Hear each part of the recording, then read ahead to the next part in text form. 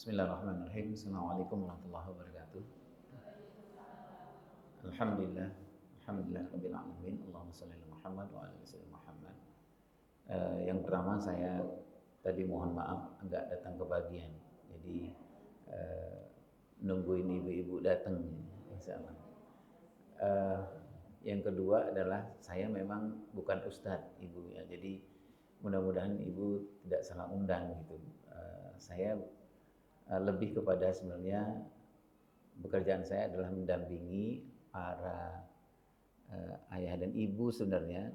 Yang pertama mendampingi ibu dengan ayah, yang kedua mendampingi ayah dengan anak dan ibu dengan anak. Itu yang lebih banyak.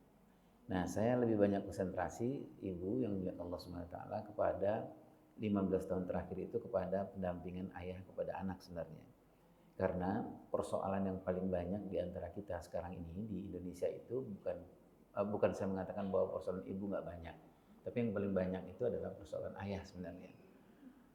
Persoalan ayah kepada pasangannya, maka melahirkanlah rumah yang sedunia tapi nggak sesurga, serumah tapi nggak sejiwa. Gitu. Jadi itu di Indonesia jumlahnya ada sekitar 45% mudah. 45% yang rumah tangga sedunia, jadi antara suami dengan istri itu sama, agenda dunianya sama, tapi agenda surganya nggak sama. Gitu. Kalau suami istri yang seperti ini, dampaknya kepada mereka berdua. Tapi yang paling berat itu sebenarnya adalah suami istri yang serumah tapi nggak sejiwa. Bertemu fisik setiap hari, sebenarnya jiwa mereka udah nggak ketemu sebenarnya. Jadi mereka melewati hidup mereka dalam pernikahan itu dengan berpura-pura. Pura-pura sakinah, pura-pura bahagia. Nah itu sebenarnya paling berbahaya itu kepada anak mereka. Nah itulah sebabnya kemudian anak-anak di Indonesia seperti yang ibu yang ketahui, anak laki-laki di Indonesia itu termasuk 10 besar yang punya kecenderungan sesama jenis ya. Khususnya range-nya itu sekitar umur 16 sampai sekitar umur 21-23 tahun. Kalau ini bukan dari saya, tapi dari resmi dari negara. BKKBN itu menyampaikan anak perempuan kita yang umurnya 16 sampai 19 sampai 20 tahun yang sudah melakukan hubungan suami istri di luar pernikahan itu angkanya 63%. Jadi kalau ada 100 anak perempuan kita yang umurnya 16 sampai umur 20 tahun itu berarti ada sekitar 60 yang sudah tidak itu ya, Bunda yang sudah melakukan hubungan suami istri. Apa sebabnya? Sebabnya yang paling besar itu bukan pada anaknya sebenarnya, tapi sebab yang terbesar itu ada kepada kedua orang tuanya, gitu ya Bunda ya. Jadi kenapa orang tuanya bisa keadaan seperti apa sehingga melahirkan anak-anak yang seperti itu? Yang pertama yang tadi saya sebutkan itu, mereka sudah lama sedunia tapi nggak sesurga sebenarnya. Satu, agenda dunia mereka sama, tapi agenda surga mereka nggak sama antara suami dengan istri. Si istri berusaha untuk memperbaiki bacaan Al-Qur'annya, berusaha untuk qiyamul lail, berusaha untuk baca Al-Qur'an setiap hari, sementara sang suami tidak, gitu kan. Jadi mereka agenda dunianya sama tapi agenda surganya nggak sama. Yang kedua yang tadi saya sebutkan itu sepasang suami istri yang agenda mereka serumah, ketemu setiap hari secara fisik, tapi jiwa mereka udah lama nggak ketemu sebenarnya. Jadi kalau mau dikatakan itu sebenarnya mereka melewati hari-hari, bulan-bulan mereka, tahun-tahun pernikahan mereka lebih dalam pernikahan yang berpura-pura sebenarnya.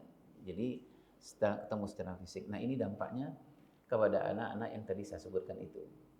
Nah dampak yang paling besar lagi itu Bunda dan ayah, ada ayah di belakang, adalah dampak yang sering kita sebut sekarang menjadi utang pengasuhan.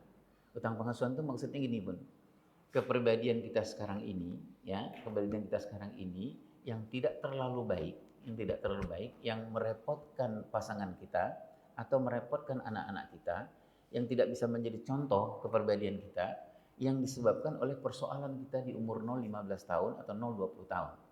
Kenapa saya menyebutkan umur 0-15 tahun, 0-20 tahun? Karena sesungguhnya kalau dalam Tarbiyatul Aulad fil Islamiyah itu mengasuh anak itu sebenarnya hanya di umur 0 sampai 20 tahun. 20 tahun ke atas itu sebenarnya dia sudah akan milik kita lagi, bukan milik kita lagi. Jadi kalau ibu mau menghebatkan anak, sebenarnya hebatkan anak ibu di usia 0 sampai 20 tahun. Kalau ibu mau menghebatkan anak ibu, sebenarnya hebatkan anak ibu di usia 0 sampai 7 tahun sebenarnya. Karena usia terbaik yang Allah berikan sepanjang hidup anak itu adanya di usia 0 sampai 7 tahun. Itu terbaik. Itulah sebabnya kenapa di zaman Khalifah Umar bin Abdul Aziz, zaman sahabat-sahabat, zaman ulama-ulama lebih dahulu yang dahulu itu, kalau orang punya anak 0 sampai 7 tahun, dia jauh lebih serius mengurus anak kalau boleh dibandingkan dengan anaknya yang di usia 9 sampai umur 15 tahun, 15 tahun umur berikutnya. Jadi kenapa dia serius di umur itu? Karena memang Allah memberikan, mengamanahkan, menitipkan yang terbaik. Jangan sampai kita tidak memberikan yang terbaik juga yang kita punya.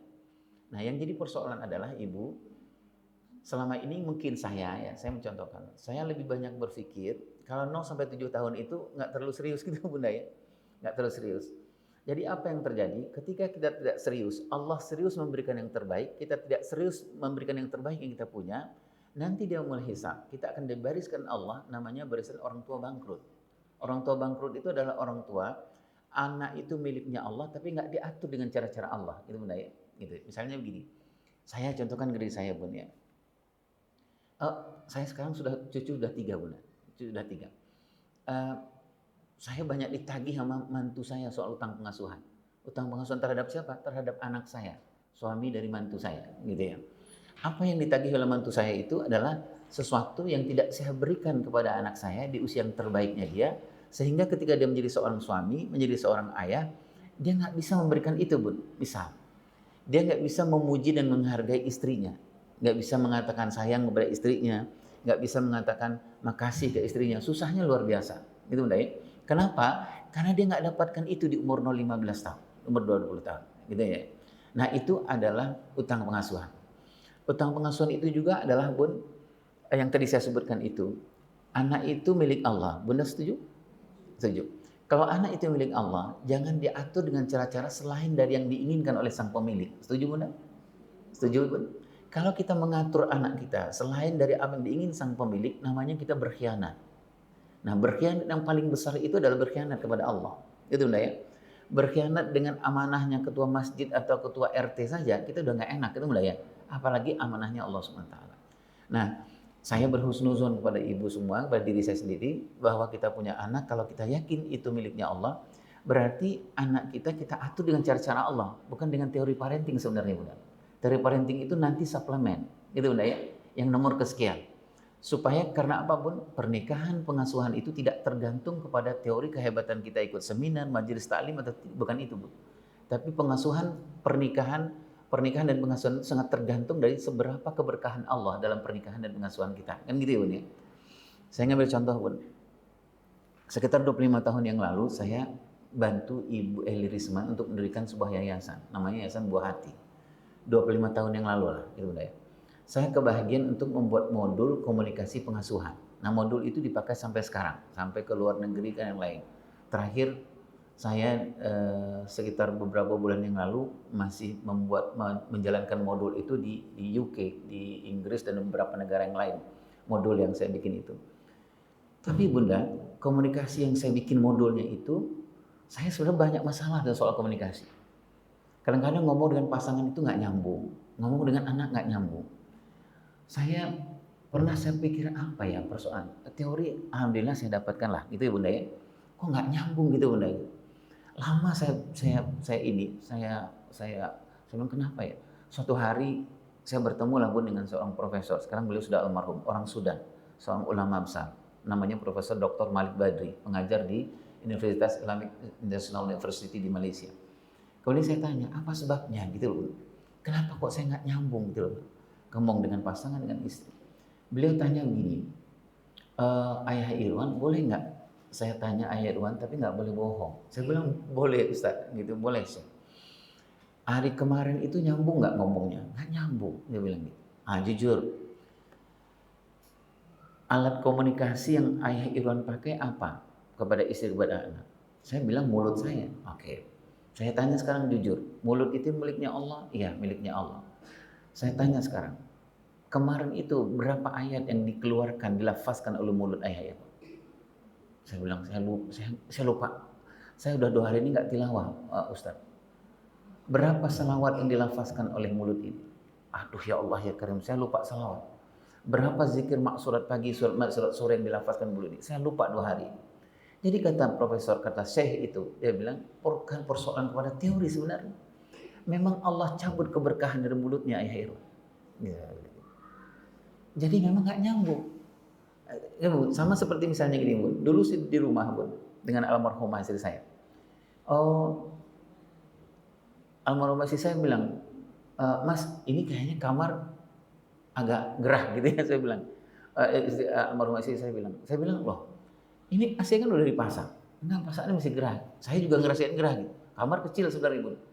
Saya pikir ya sudahlah kita tambah AC gitu. Jadi itu kamar kecil tambah 2 AC.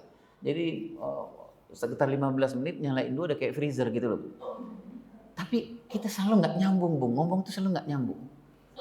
Saya pikir apa ya, fasilitas sudah di dalam rumah tangga gitu, Bun.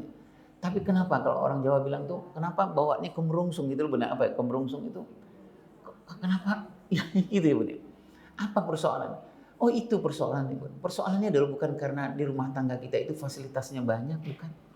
Tapi persoalannya adalah Allah memang sudah cabut keberkahan di rumah tangga kita itu. Makan minum nggak jelas haramnya, subhannya nggak jelas. Suami nggak sholat subuh ke masjid.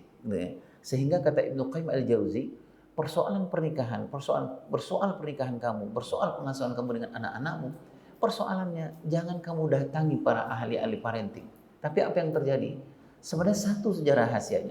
Tolong cek seperti apa hubungan suamimu dengan Allah. Itu aja urusan Ibu. Jadi sebenarnya gini, Bun. Sebenarnya parenting kita ini, pengasuhan yang kita mau diskusikan ini, Ibu datang ke majelis taklim dan lain-lain itu, kalau menurut Ibnu Qayyim al-Jauzi itu sebenarnya Ibu mau ngambil jalan yang paling simpel. Ceklah suami tadi pagi subuhnya di mana. Itu aja sebenarnya persoalan. Cek suami tilawahnya berapa, gitu loh, Bunda. Cek suami zikirnya berapa, salawatnya berapa, gitu loh, Bunda. Karena sangat ketergantungan pernikahan dengan pengasuhan itu sangat tergantung seperti apa hubungan kami ini dengan Allah Subhanahu wa taala. Itu Bunda ya.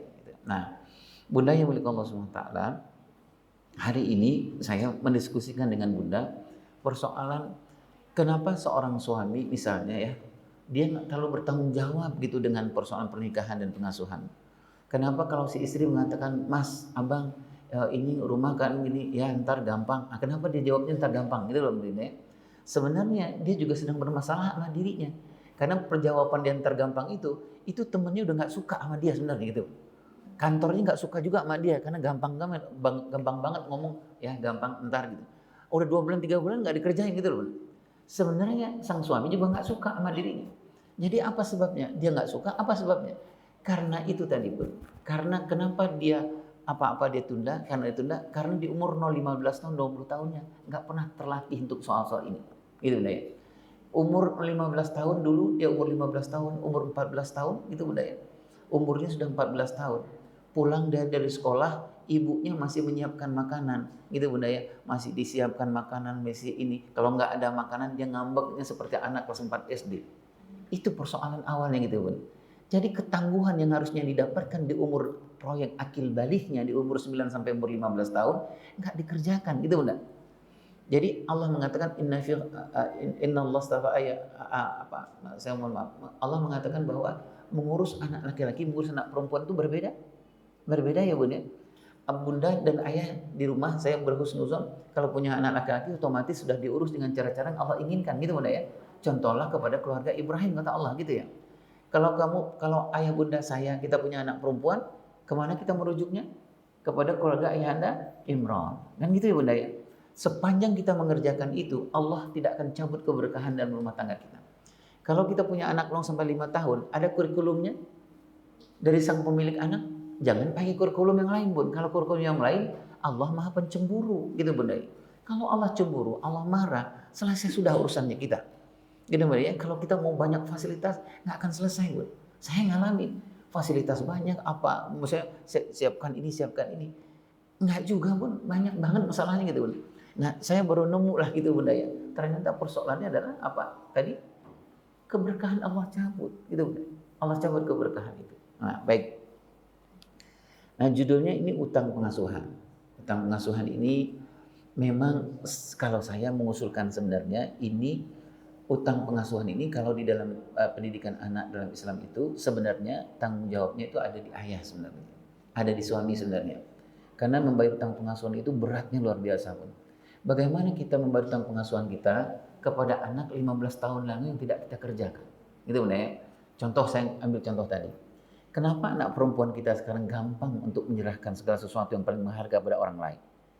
Karena kenapa anak laki-laki kita gampang menyerahnya gitu loh benar ya? Nggak berani. Kenapa kita sekarang kok jauh benar dari amanahnya Allah? Dan target kita ngasuh anak itu cuma satu ya Bun ya. Allah katakan di surah An-Nisa itu apa? Jangan kamu meninggalkan anak-anak yang lemah. Anak yang lemah itu lemah secara psikologis. Apa target kita? Yang target kita itu adalah berhasil mendidik anak itu kalau anak yang tangguh. Anak yang tangguh itu apa? Anak yang dicontohkan oleh Zaid bin Sabit, Usamah, Muhammad Fatih dan lain-lain. Apa anak yang tangguh itu? Anak yang usia psikologisnya lebih maju dari usia biologisnya. Kalau usia biologisnya 15 tahun, harusnya usia psikologisnya di atas 15 tahun. Gitu Bunda ya. Itulah sebabnya Bun, kenapa kita ngurus anak kita sesuaikan dengan apa yang diinginkan Allah. Contoh, kalau Allah inginkan terhadap anak 0 sampai 7 tahun, apa kurikulum yang kita mau pakai? Nah, Bunda kan sudah berpuluh-puluh kali dengan majelis taklim ya Bun ya. Ini adalah hal yang paling esensi karena kita nggak bisa lari 1 inci pun dari pertanyaan Allah soal yang mudimul hisab, soal anak-anak kita ini. Itu Bunda ya. Saya ambil contoh Bun, kalau ini merek, saya punya laptop, mereknya L, gitu Bunda ya. Pasti kalau saya beli, saya nggak mau kalau cuma laptop aja. Setuju ya Bun? Saya minta manual booknya mana, gitu. Kalau nggak saya nggak bisa nyala ini laptop. Gitu. Orang yang jual sama saya, ini Ayah Irwan, maaf laptopnya nggak ada manual booknya. Oh saya nggak beli, gitu Bunda ya. Oh ini Ayah Irwan, manual booknya itu maaf nih merek laptopnya L, tapi manual booknya dari EZ gitu. Oh saya nggak mau terima, gitu Bunda ya. Manual book yang ini harusnya ini, gitu Bunda ya. Bayangkan baru laptop saja kita pakai manual book yang lain nggak nyala laptopnya, gitu Bunda. Ini Allah, umbarnya anak, amanahnya Allah, miliknya Allah. Jadi sebenarnya Bun, ngasuh anak itu nggak boleh cawe-cawe Bun sebenarnya, nggak boleh sok tahu sebenarnya Bun. Mengasuh anak itu kita cuma ketitipan doang. Semuanya sudah Allah selesaikan urusannya. Allah amanahkan anak sesuai dengan manual booknya gitu. Ada manual booknya, gitu Bunda ya. Saya contohnya gini Bun. Orang bertanya, apa manual booknya anak 0 sampai 7 tahun? Allah sudah selesaikan di An-Nahl 78 kan gitu Bun. Wallahu akhraja min butuni ummahatikum, sudah aku keluarkan engkau dari rahim ibumu 0 tahun gitu Bunda ya. Kemudian apa kata Allah? Waja'alakum sam'a wal absar wal afidah. Sudah selesai. Jadi ngurus anak 0 sampai 7 tahun sebenarnya kurikulumnya cuma 3 gitu Bunda ya. Jaga pendengaran anakmu, jaga penglihatan anakmu, jaga hati anakmu, selesai sudah. Itu Bunda. Itulah sebabnya kenapa para ulama mengatakan kalau kita punya anak 0 sampai 7 tahun, jaga betul apa yang masuk ke dalam 3 hal ini. Kalau enggak berbahaya. Nunuk anak-anak 9 tahun ke atasnya. Jadi anak 9 tahun ke atas nanti gampang ngomongnya, kasar ngomongnya, gampang dia terpedaya dengan akhlak yang buruk. Kenapa? Karena dia nggak punya kata-kata yang baik yang didengarkan di usia 0 sampai 7 tahun. Gitu Bunda. Itulah sebabnya kenapa para ulama mengatakan, wahai para ibu, para ayah, khususnya ibu, karena amanah terbesarnya ada di ibu. Ketika kamu punya anak 0 sampai 7 tahun, kata beberapa orang ulama, jaga benarlah lisanmu, gitu Bunda ya, karena itulah yang akan disimpan oleh anak. Berapa kemampuan menyimpan anak di usia 0 sampai 7 tahun lewat 3 hal tadi?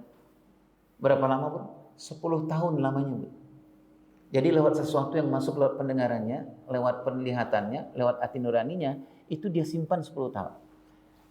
Saya pernah buktikan ini Bun. Alhamdulillah Allah mudahkan saya bikin beberapa program di televisi. Ada Pildacil, ada Hafiz Quran. Saya audisi ratusan ribu anak-anak.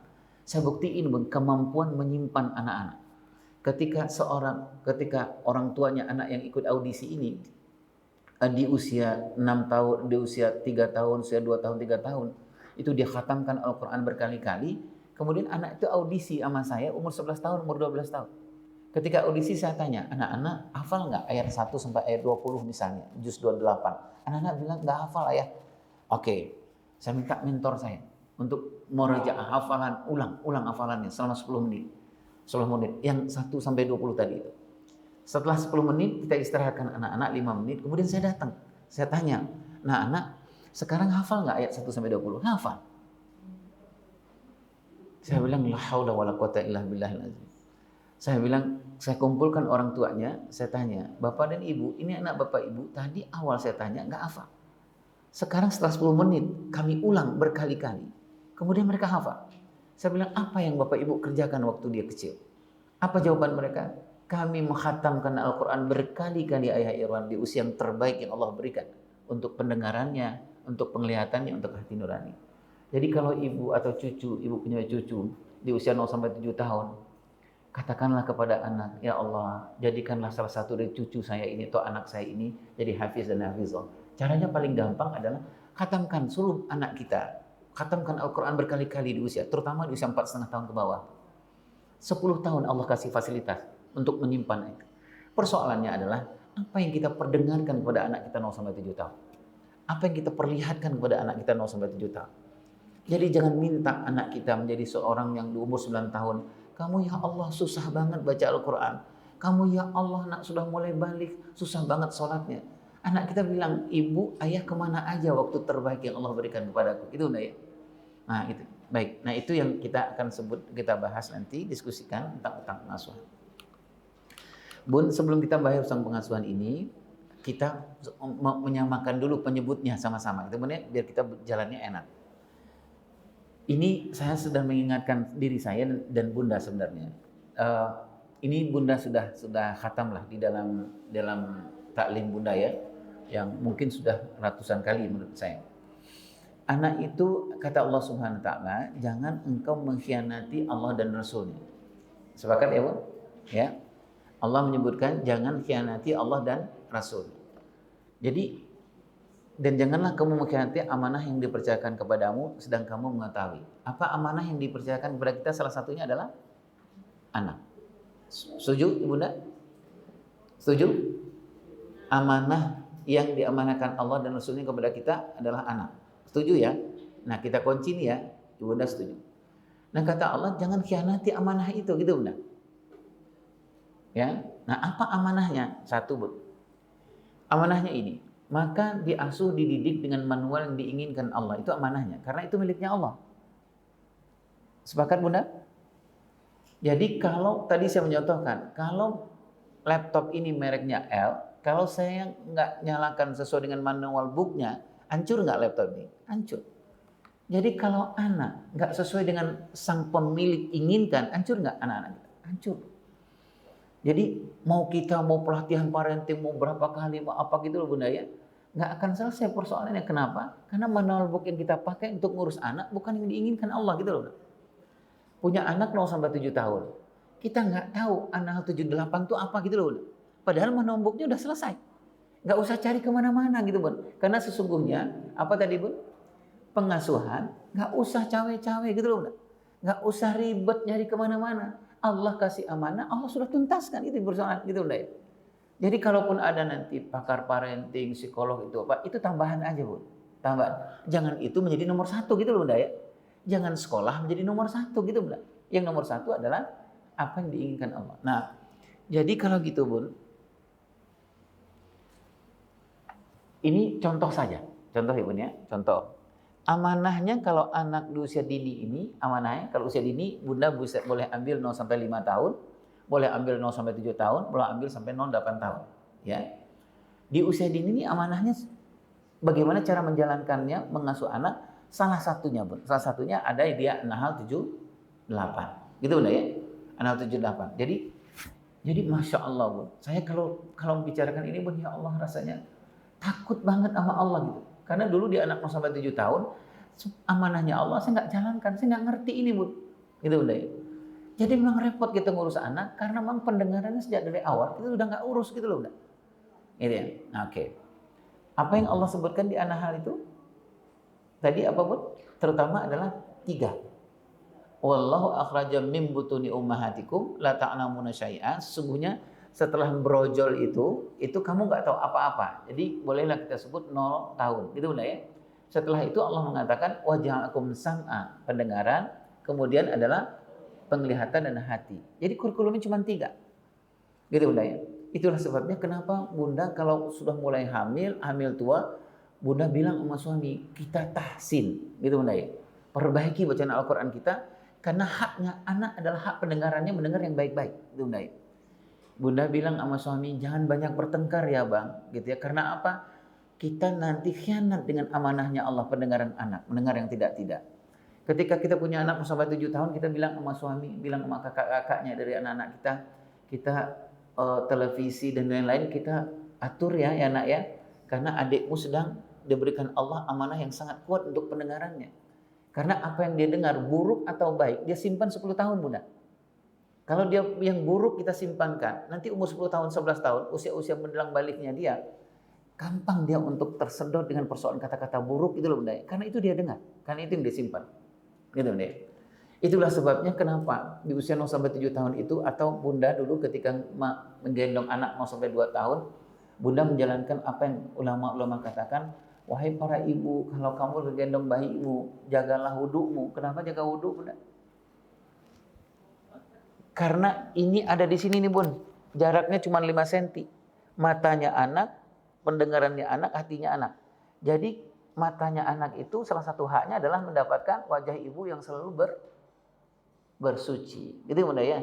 Ya itu yang disimpan sama dia. Itu yang disimpan sama dia. Berapa lama dia simpan? 10 tahun dia simpan. Jadi kalau ada masalah di akhir baliknya dia ada masalah, dia nggak akan lari kepada orang lain. Dia akan lari kepada siapa yang terbanyak wajah yang disimpan di umur-umur itu. Kan gitu ya Bunda ya. Nah oke. Ini hanya sekedar mengingatkan saja bahwa terutama saya bahwa kadang saya bersoal dengan anak, kepikiran saya kapan seminar parenting ya, gitu loh Bunda ya gitu. Allah semakin tersinggung gitu loh Bunda. Anak bermasalah keingat kita, telepon Bu Eli berapa ya, telepon ini berapa gitu loh Bunda gitu ya. Allah semakin tersinggung, semakin cemburu Allah gitu. Kalau ada masalah dengan anak tiba-tiba bilang sama suami, bang nanti malam jam 2:30 malam aku bangunin abang ya. Kata si suami, kenapa dek? Kita perlu sujud bang sama-sama. Kita perlu menangis habis-habisan kepada sang pemilik dari anak ini. Kenapa kita nggak ketemu dengan anak ini? Kenapa ngomong kita, nggak nasihat kita nggak dengar sama anak ini? Jadi apapun, keberkahan Allah akan turunkan. Kalau keberkahan Allah turunkan, Allah akan mendatangkan segala sesuatu di luar dugaan kita. Setuju benar? Setuju. Oke. Baik. Ini usia peralihan. Usia peralihan itu sekitar usia 9, 10 sampai umur 15 tahun, ya. Ini kalau punya anak Bunda di umur itu, salah satu contohnya Bunda adalah bagaimana pola Nabi Ibrahim kepada Nabi Ismail, As-Saffat 102. Itu Bunda ya. Jadi kalau Bunda punya anak 9 sampai umur 15 tahun, sudah ada rujukannya, gitu Bunda ya. Enak gak hidup dalam Islam? Enak banget, Bun. Enak banget. Sepengetahuan saya, Bun, sepengetahuan saya, di dalam agama-agama lain nggak ada yang sedetil ini, gitu Bunda ya. Jadi bayangkan Bun, punya anak udah ada kurikulumnya, nggak usah cari kemana-mana gitu loh Bunda. Jadi kalau punya anak umur 9 tahun sampai umur 15 sampai umur 17 tahun, contoh aja Nabi Ibrahim kepada Nabi Ismail, udah selesai, gitu Bunda ya. Udah selesai. Maksudnya udah selesai. Oh ayat Ibrahim udah clear semua ya enggak, gitu Bunda ya. Masing-masing itu pastilah ada ini. Tapi kurikulumnya sudah kita laksanakan. Bagaimana pola Nabi Ibrahim, Nabi Ismail? Nah kita lihat di As-Saffat itu. As-Saffat 100. Iya, nah ini tulisannya agak ini. Ya. Jadi As-Saffat benar kalau ininya S-A-F-A-A-T ya. Nah, jadi contohnya apa Bun? Kalau punya anak 10 sampai 15 tahun. Bunda kalau umur 0 sampai 7 tahun, Bunda masih pas untuk memuji. Ya. Pas nggak untuk memuji?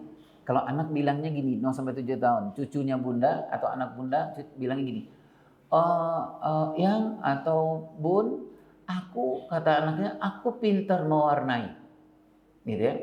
Bunda pas nih ngomong gini, ya Allah nak, hebat banget cucunya Eyang, tapi nggak boleh berhenti di situ. Ya, apa Bunda, Bunda Eyang lanjutkan, koma, atas izin Allah. Nah karena kenapa kita menyebut atas izin Allah setiap memuji anak-anak? Karena salah satu target kita untuk mendidik dan mengasuh anak itu targetnya salah satunya namanya Abdullah. Jadi targetnya supaya apa? Kelak kemudian hari dia menjadi hamba Allah. Bukan mengatakan aku nih orang kaya, bukan gitu loh Bun. Aku nih pejabat karena aku lulusan ini, bukan itu. Sejak dari kecil kita sudah mengatakan abang hebat mewarnai karena izin Allah, gitu Bunda ya. Nah itu kapan kita mulainya? Kita mulainya sejak dari kecil gitu Bunda. Jadi kalau Bunda memuji anak-anak itu jangan lupa izin Allah, itu penting. Mungkin dia nggak ngerti di umur 0 sampai 7 tahun, tapi itu disimpan di umur 0 sampai 7 tahun. Jadi dia simpan terus, selalu dia mengatakan ke dirinya, kalau dalam parenting itu namanya self image, citra diri gitu. 0 sampai 7 tahun itu dia mengatakan, aku kan hebat, tapi kan Allah. Aku hebat karena Allah, gitu Bunda ya. Semakin banyak kita ngomong itu, semakin gampang kita ngurusnya nanti di usia-usia 9-10 tahun ke atas. Kalau 9 sampai 15 tahun ke atas, ada kalau 0 sampai 7 tahun itu proyeknya ibu sebenarnya. Kalau saya boleh bilang sama ibu, salah satu cara ibu masuk ke surga lebih gampang itu adalah ibu fight total ngurus anak di usia 0 sampai 7 tahun. Karena itu fondasi. Usia potensi tumbuh kembang terbaik yang Allah berikan itu bukan di usia 9 sampai umur 15 tahun. Bukan usia SMA ke atas, bukan usia kuliah ke atas, tapi usia 0 sampai 7 tahun. Usia 0 sampai 7 tahun Allah tumpahkan berlipat-lipat kemampuan tumbuh kembang. Nah, yang jadi persoalan ibunya nggak ada, gitu Bunda. Nggak ada orang yang pegang di umur 7 tahun, jadi apa? Allah tersinggung gitu Bunda. Allah sudah memberikan yang terbaik, masa kita nggak memberikan yang terbaik? Makanya di zaman Khalifah Umar bin Abdul Aziz itu Bun, guru PAUD, guru TK, guru SD, guru SMP, SMA, zaman Khalifah Umar bin Abdul Aziz itu, mana paling banyak hafalan guru PAUD, guru TK dibanding SD, SMP, harusnya guru PAUD, guru TK. Mana tahsin yang jauh lebih bagus, guru PAUD, guru TK, SD, dan SMP, harusnya guru PAUD, guru TK. Jadi guru PAUD, guru TK nggak boleh abal-abal. Karena kalau abal-abal kita khianat dengan amanahnya Allah. Allah berikan yang terbaik, masa kita nggak pasang orang-orang yang terbaik? Itu benar. Allah berikan yang terbaik, masa ibu dan ayah hanya santai-santai? Allah berikan yang terbaik ini. Jadi gaji guru di zaman Umar bin Abdul Aziz itu, gaji guru PAUD, TK, dan SD itu jauh lebih besar dari guru SMP. Jauh lebih besar dari guru dosen kuliah gitu Bunda. Kenapa? Karena dia pegang usia yang terbaik yang Allah berikan. Nah sekarang pola ini diikuti oleh Finlandia, diikuti oleh Singapura sekarang, diikuti oleh Prancis sekarang. Makanya Bunda, negara ini akan selesai urusannya. Maksudnya bukan selesai, akan negara ini akan menjadi baik kemudian hari kalau guru PAUD TK SD-nya bukan guru abal-abal, gitu Bunda.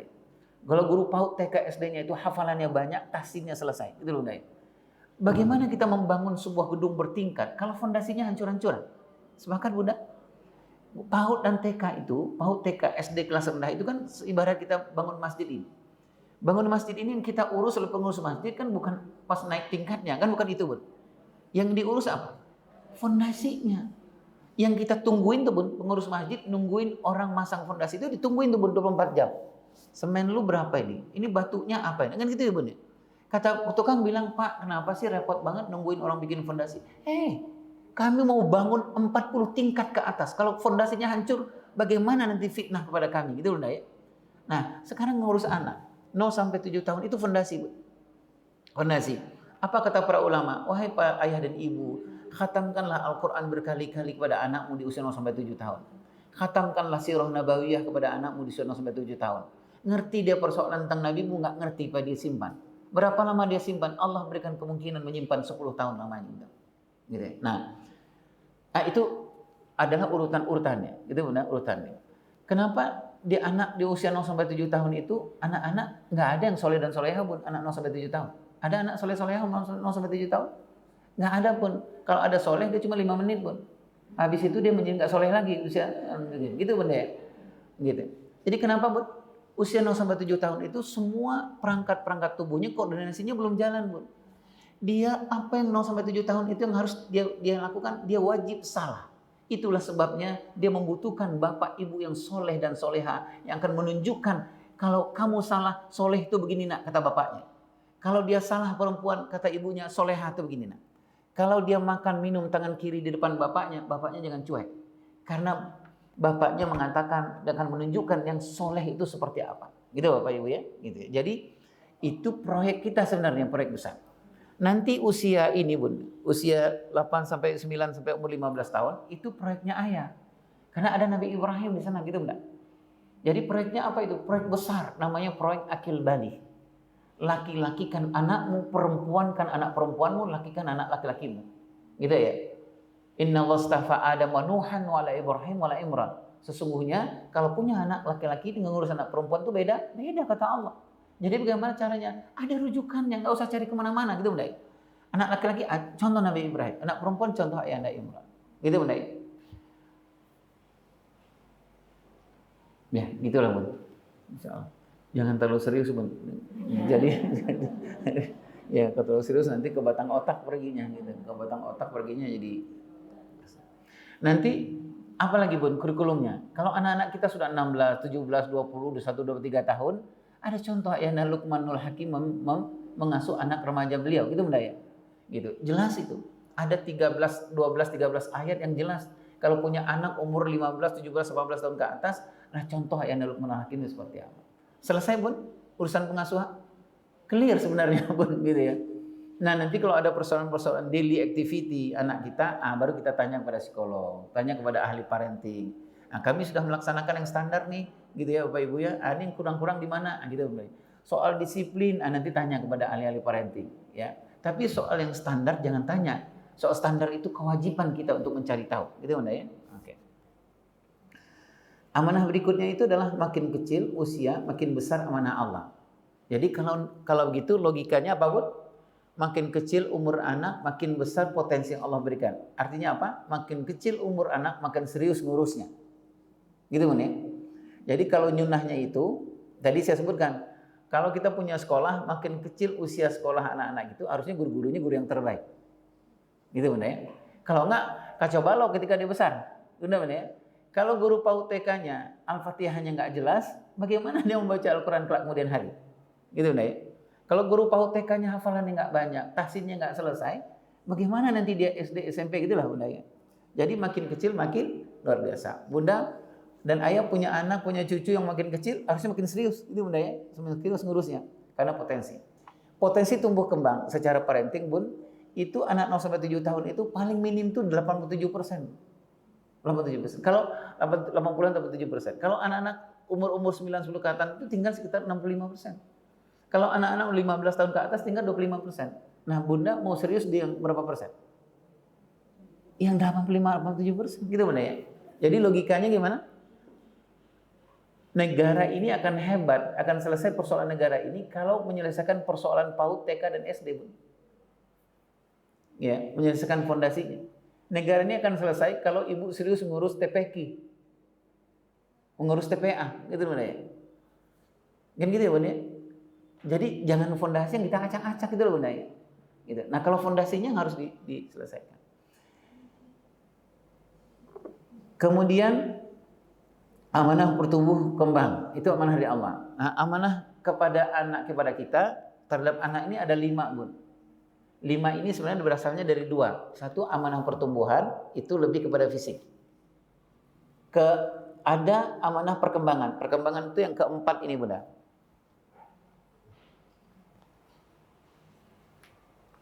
Nah, ini amanah, kalau ini amanah pertumbuhan. Bunda dengan suami benar-benar pegangan tangan seperti Bunda Hajar dengan Nabi Ibrahim. Bilang sama suami, engkau berangkat bekerja, jangan pernah bawa pulang barang yang syubhat, apalagi haram. Ya, karena ini bersoal dengan anak-anakmu, ininya akan bersoal nanti kelak kemudian hari.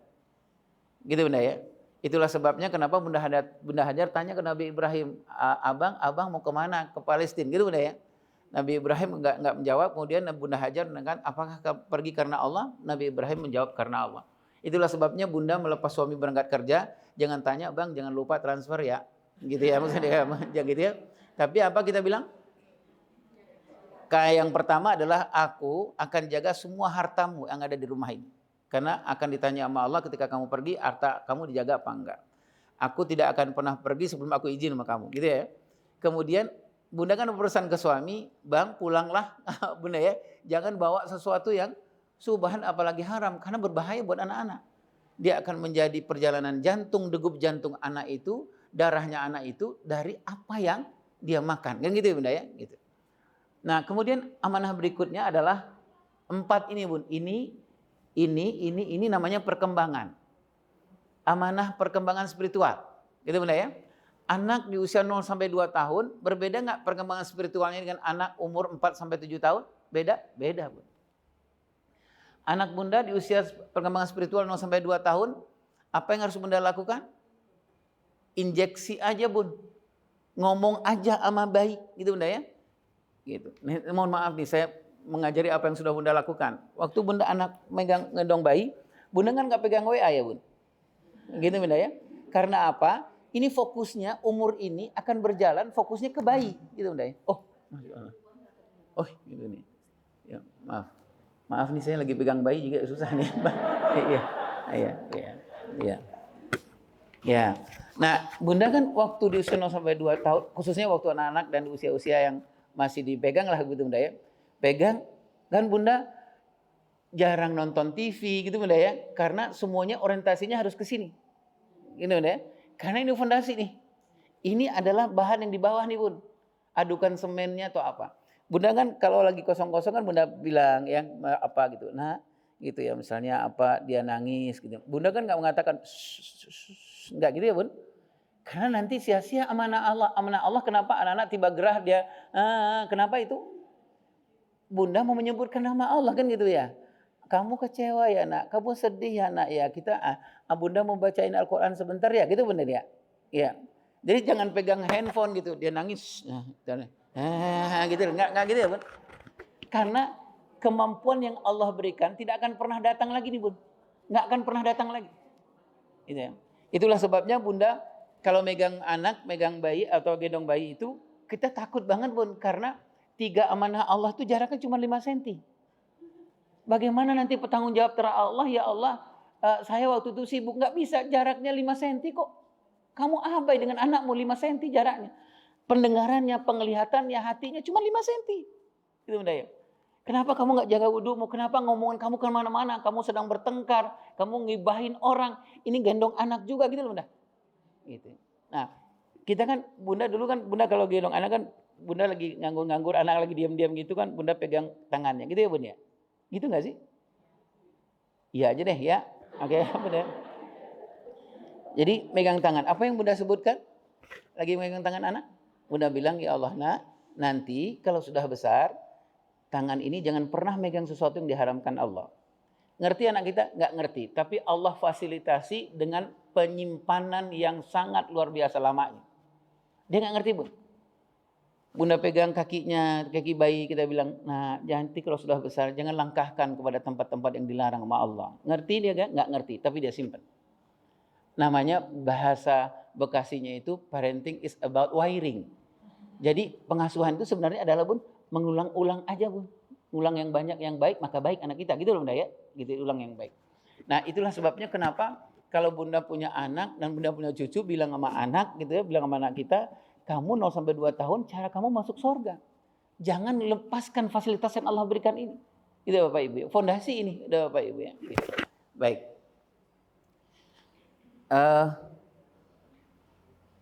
Nah, kemudian Bunda adalah spiritual. Kalau anak Bunda umur laki-laki umur 7 tahun, itu Allah sudah mudahkan dia bisa memahami baik dan buruk. Betul ya Bunda ya? Atas dan bawah, samping kanan, samping kiri. Artinya apa? Dia sudah secara spiritual, dia sudah pengen pattern menjadi seorang laki-laki beragama itu seperti apa. Itulah sebabnya umur 7 tahun, umur 6-7 tahun itu ayahnya memang nggak boleh lagi sholat subuh di rumah. Itu enggak ya? Karena anak-anak sedang memfotokopi bagaimana laki-laki muslim itu beragama. Gitu enggak ya? Ya. Oh, ayah sudah harus sering tilawah karena anak akan memfotokopi seperti apa aktivitinya laki-laki muslim itu. Dan itu kan disimpan oleh anak-anak umur 6 sampai 7 tahun. Kalau anak perempuan agak maju sedikit Bun karena perkembangannya agak lebih maju dari anak laki-laki. Anak umur 2 tahun laki-laki, Bunda atau ayah atau cucu ayah cucu Bunda. Kenapa ayahnya bermain gulat dengan anak laki-laki umur 2 tahun umur 3 tahun? Karena apa? Kita sedang mengenalkan namanya tarbiyatul jinsiyah. Tarbiyatul jinsiyah itu pengenalan tentang seksualitas, tentang kepribadian. Tarbiyatul jinsiyah itu nggak bisa dimulai tanpa tarbiyatul syaksiyah. Tarbiyatul syaksiyah itu umur 2 tahun bisa dimulai. Jadi ketika dia main gulat sama ayahnya, 2 menit, 3 menit itu masih ketawa-ketawa tuh Bun. Menit yang keempat leher ayahnya dicekek sama anak. Gitu Bun ya. Atau kepala ayahnya ditendang oleh anak. Itu sebenarnya momen ketika nendang kepala ayahnya, dia pegang oleh ayahnya kaki anaknya. Kemudian dia sebut, nak kamu anak laki-laki muslim. Kaki anak laki-laki muslim tuh begini-begini. Ngerti anak kita? Nggak ngerti.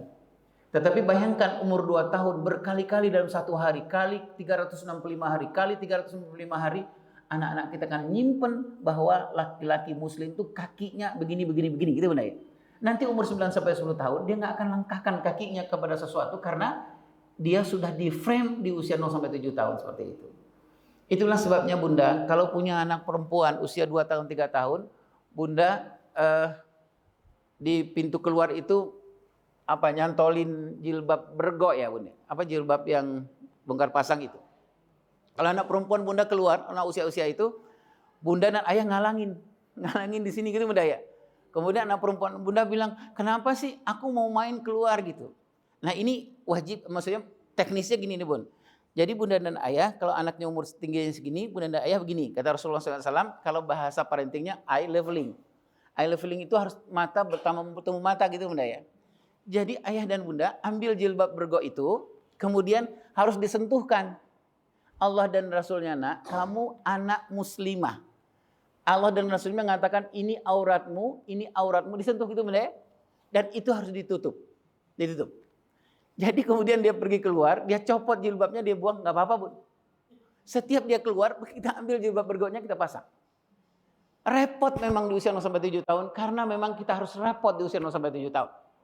Gitu Bunda ya. Nah, nanti kita akan lebih gampang untuk mengurus persoalan hijabnya anak-anak nanti di usia-usia berikutnya. Gitu Bunda ya. Oke. Baik, secara emosional itu spiritual. Secara emosional amanahnya beda Bun. Paling gampangnya saya contohkan anak-anak 0 sampai kelas 2, kelas 3 ke bawah itu masih sangat pas untuk dipuji sebenarnya. Puji itu adalah yang konkret. Ya Allah, abang hebat benar mewarnai atas izin Allah. Bun, jangan pernah lupakan atas izin Allah. Karena salah satu target kita ngurus anak itu adalah kelak kemudian hari kalau dia dewasa dia menjadi Abdullah. Kalau dia nanti anak perempuan Bunda hebat gitu ya, dia akan mengatakan bukan karena aku, semuanya karena izin Allah. Dia nggak sombong gitu Bunda ya. Kenapa? Karena kita sudah urus hatinya itu sejak dari kecil. Ya. 0 sampai 7 tahun Bunda. Tapi kalau anak Bunda sudah umur 9 sampai 10 tahun ke atas, kalau dia mengerjakan sesuatu bagus, mengerjakan sesuatu, jangan boleh tapi nggak pas lagi secara emosional kalau Bunda dan ayah bilang, anak kelas 5 SD, kelas 6 SD bilang, Bun, aku bisa nih ngerjain pekerjaan ini, sebenarnya sulit loh sebenarnya. Kalau Bunda mengatakan gini pada anak kelas 5, 6, ya Allah hebat banget abang. Nah anak bilangnya apa? Biasa aja kali gitu. Nggak gitu-gitu banget lah gitu ya Bunda ya. Karena udah nggak cocok sama perkembangan emosionalnya.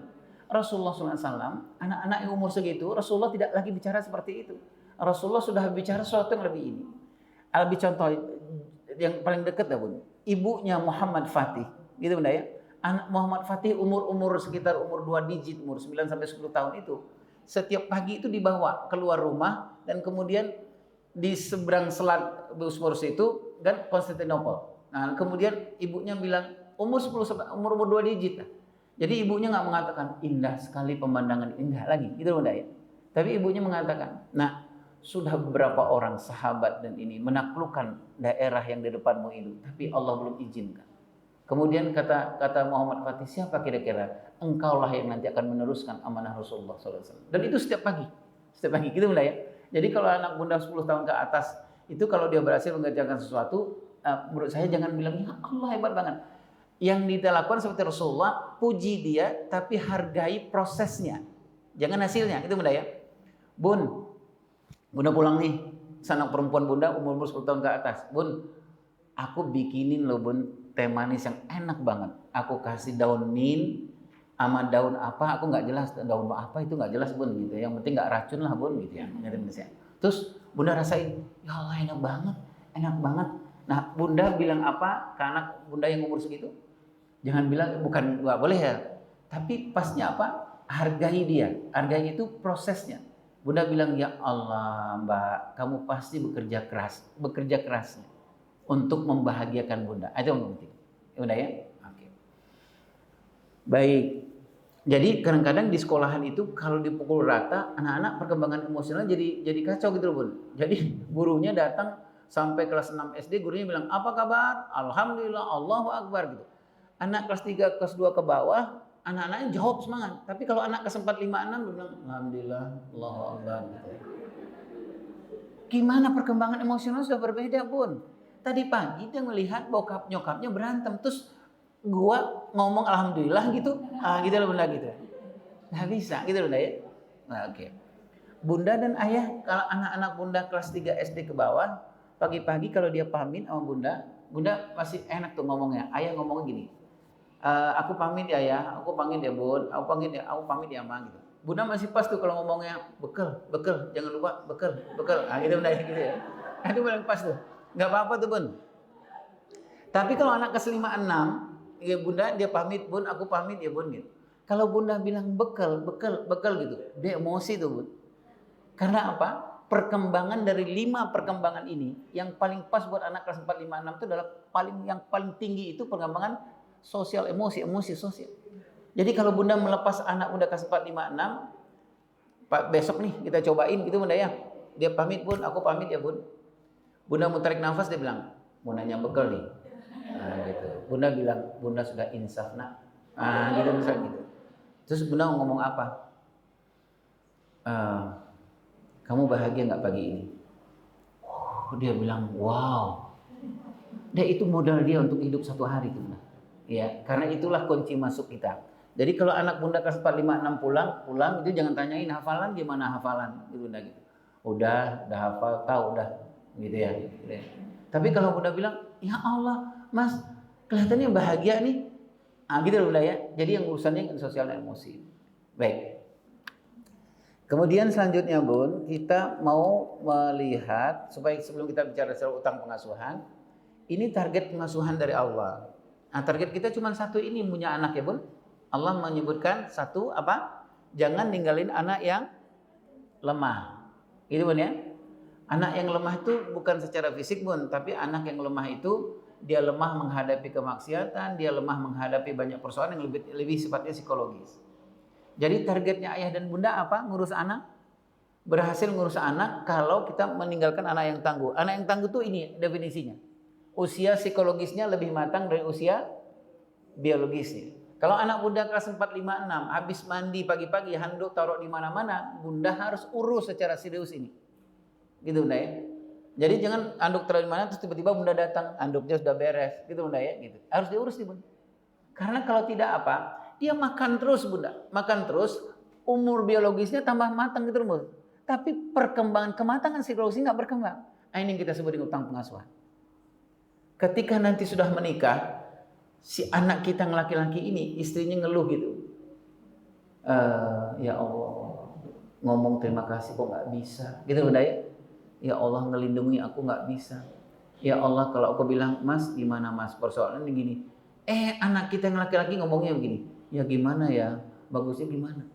Kata istrinya, Mas kamu tuh laki-laki Mas. Gitu ya bunda ya. Itu utang pengasuhan. Gitu ya. Nah, yang kita bicarakan ini awal-awal ini adalah semua yang menyebabkan hutang pengasuhan terjadi. Tadi hutang pengasuhan terjadi adalah kita melanggar amanah-amanah yang tadi itu bun. Ya, kalau ini target kita, itulah sebabnya tadi bun. Kenapa? Kalau bunda punya anak umur kelas 4 SD ke atas, kalau dia ada masalah, dia ngomong sama bunda, bunda bilang ngomong sama ayah. Karena umur itu umur ayah memang, itu bunda ya. Umur di mana anak laki-laki, anak perempuan, tugasnya apapun, proyek akil baliknya dipegang oleh ayahnya. Anak laki-laki dilaki-lakikan, anak perempuan diperempuankan, gitu ya bun. Itulah sebabnya kenapa bun, kenapa kita jadi anak tangguh. Kalau anak bunda perempuan kelas 4, 5, 6, sekali dalam sepekan, kalau suami bunda pulang, bunda selama ini kan bikinin teh manis atau apalah gitu bun ya, bunda suami pulang disediakan teh manis. Sekali waktu bun bilang ke anak perempuan bunda yang kelas 4, 5, 6, 7, 8 itu, Mbak, ini mama sudah bikinin teh manis yang paling enak, boleh nggak bantu mama dikasihkan kepada ayah yang baru pulang. Kalau anak perempuan bunda bilang, nah itu bukan urusanku, itu kan suaminya bunda. Bunda bilangnya gini bun, hari ini kamu sedang latihan menghebatkan rumah tangga ayahmu. Kelak kemudian hari kamu lebih gampang menghebatkan rumah tangga suami. Gitu bunda. Dia bawalah teh manis dan bala-bala ini ke depan. Ketemu dengan ayahnya baru pulang kerja, dia bilang, ayah ini teh manis dan bala-bala buatan istri ayah. Gitu bunda ya gitu. Kata ayahnya apa? Ayah apa yang bilang? Ya Allah, Khadijahnya ayah. Gitu bunda ya. Karena Rasulullah SAW menyebutkan mendidik anak perempuan itu cuma memperkenalkan 4 perempuan saja sebenarnya tugasnya. Kenalkanlah perempuan, siapa itu? Keterampilan, kehebatan, siapa? Siapapun menurut di majelis taklim muda. 4 perempuan itu, 1 Bunda Maryam binti Imran, kedua Khadijah binti Khuwailid, ketiga Fatimah binti Muhammad SAW, keempat istrinya Fir'aun, Aisyah binti Muzahid. Karena sesungguhnya, nanti kita lihat slide berikutnya, sesungguhnya ngurus anak laki-laki itu ada targetnya, ngurus anak perempuan itu ada targetnya, gitu Bunda ya. Penuhi dulu target yang seperti itu. Toh kita sebenarnya mengurus anak perempuan itu kelak kemudian hari bukan jadi seorang insinyur sebenarnya. Insinyur itu hadiah dari Allah. Allah mudahkan setelah dia kita tunaikan 4 perempuan ini sudah kita ajarkan ke dia. Kalau kemudian anak perempuan bunda dan ayah menjadi seorang dokter terkenal, perempuan ekonom terkenal, kaya raya dan lain-lain, dia tidak akan menzolimi suaminya. Kenapa? Karena kita sudah ajarkan seperti apa Bunda Khadijah kepada anak perempuan kita sejak dari kecil. Ya, Bun? Agak berat ayah Irwan karena sudah lewat gitu ya. Sama saya tuh pun sudah lewat, ya Allah gitu ya. Ya nanti kita sama lah Bun, nasib kita sama lah Bunda ya gitu ya. Jadi ini target kita ya Bun, dan harus kita bilangin, kita harus bilang sama pasangan kita. Yang paling repot itu adalah di rumah tangga dua-duanya nggak sama Bun. Kita udah bilang, Mas, ya Allah anak perempuanmu kok dia nggak hafizat qonitat, kok nggak dia gampang banget buka celananya, buka roknya gitu loh Bunda. Kok dia nggak ada masalah pakai celana pendek apa gitu. Oh kata suami, ya yang namanya anak muda, wah ini berat nih Bun. Istrinya udah keloro-loro gitu Bun, istrinya sudah, ya Allah gimana ya nanti kalau dicabut sama Allah nyawa Bunda, kamu dalam masih keadaan begini gimana gitu. Suaminya bilang, biarlah waktu yang menyelesaikan. Ini susah nih Bun. 2 orang di rumah, tapi beda nih Bun gitu ya. Istri sudah bekerja keras, suaminya bisa-bisa aja. Oke. Jadi kemudian, ini yang saya sebut Bunda ya. Nah ini bahagian dari kalau kita nggak tunaikan ini, maka munculnya utang pengasuhan. Saya usul-usul kepada Bunda, kita sudah lakukan ini insya Allah. Mengurus anak laki-laki dan perempuan beda? Beda. Memang begitu kata Allah. Sungguhnya berbeda laki-laki dan perempuan. Makanya disebutkan oleh Allah di surah Al-Imran ayat 33 itu, Innallaha astafa Adam wa Nuhan wala Ibrahim wala Imran. Mengurus anak laki-laki ada rujukannya, mengurus anak perempuan rujukannya. Nah Bun, ngurus anak laki-laki, roadmap-nya, target kita sebenarnya ini Bun.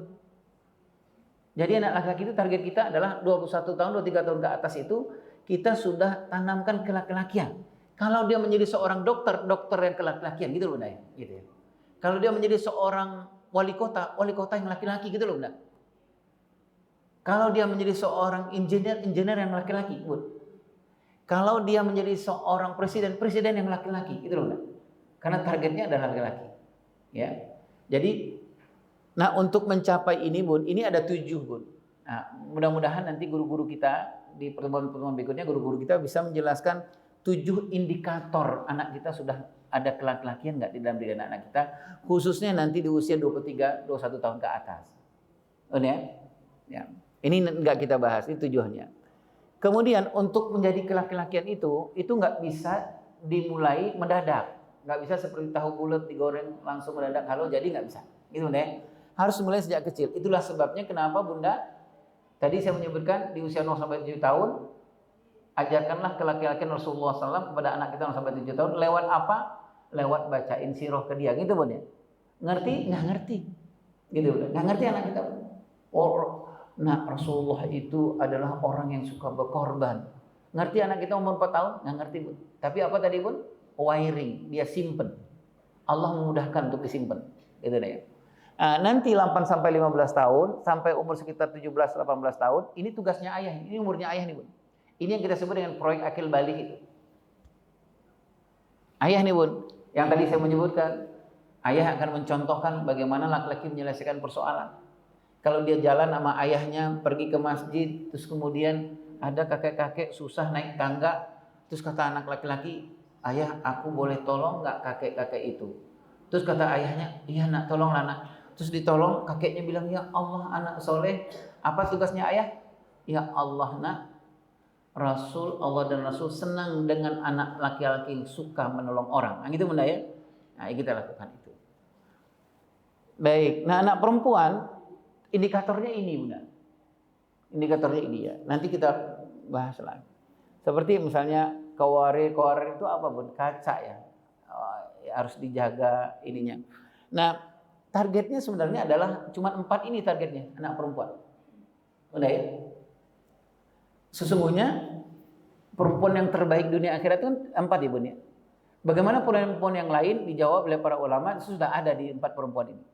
Ya. Jadi, oleh sebabnya kenapa Bunda usia 0 sampai 7 tahun anak perempuan Bunda kenalkan 4 perempuan hebat ini, gitu Bunda ya. Ngerti anak perempuan? Nggak ngerti, Bun. Kenapa ayahnya tadi mengatakan ya Allah Khadijah Bunda supaya name it, mention ke dirinya, aku Khadijah, aku Khadijah. Nah, cuman kalau nyebut-nyebut Khadijah kepada anak, Bunda pastikan tetangga namanya siapa, gitu ya. Jangan nanti jadi masalah gitu. Oh, kok suamimu sering panggil nama aku gitu ya, katanya. Ini 4 ini. Kenapa 4 ini, Bun? Karena targetnya kepada anak perempuan cuma 4 ya, Bun ya. Kenapa kita mengajarkan mengenalkan Bunda Maryam binti Imran? Karena kelak kemudian hari dia akan menjadi seorang ibu. Kenapa kita mengajarkan Bunda Khadijah kepada anak perempuan kita? Karena kelak kemudian hari dia akan menjadi seorang istri. Kenapa mengenalkan Fatimah? Karena kelak kemudian hari dia akan harus menjadi anak yang solehah dan soleh. Itu solehah ya. Mengenalkan istrinya Fir'aun. Ini adalah perempuan yang sangat luar biasa dalam proses acceptance, menerima keadaan. Asiyah binti Muzahim itu istri suaminya Fir'aun, bukan Fir'aun, Fir'aun. Gitu. Jadi bayangkan, Bun. Suami Fir'aun, tapi dia nggak minta cerai, Bun. Nggak minta cerai. Ada orang perempuan suami bukan Fir'aun. Tiap hari ceraikan, gitu Bunda ya. Ini di suaminya Fir'aun. Nah, salah satu contohnya adalah kenapa kita mengenalkan pada perempuan kita? Karena dia akan menghadapi persoalan ini. Aisyah menjawab, kenapa engkau nggak berpisah dengan suamimu, suami Firaun? Atau apa kata Bunda Aisyah binti Muzahim? Kalau ibaratnya sekarang tuh, aku itu khawatir, aku masuk surga itu jangan-jangan bukan karena hijab. Aku berhijab ada ria-rianya. Jangan-jangan aku masuk surga itu bukan karena amal ibadahku, bukan karena infak. Infak itu kadang-kadang ya ujuk-ujuk dikit lah gitu. Kata Bunda Aisyah, jangan-jangan aku masuk surga, pintu surga itu adalah dengan Allah menghadirkan laki-laki yang bernama Firaun ini. Gitu Bunda ya. Jadi jangan salah sebut Bunda kepada suami nanti gitu ya, misalnya kan Bunda pulang gitu ya, Bang, aku bertahan dalam rumah tangga ini, gitu ya, bisa gitu.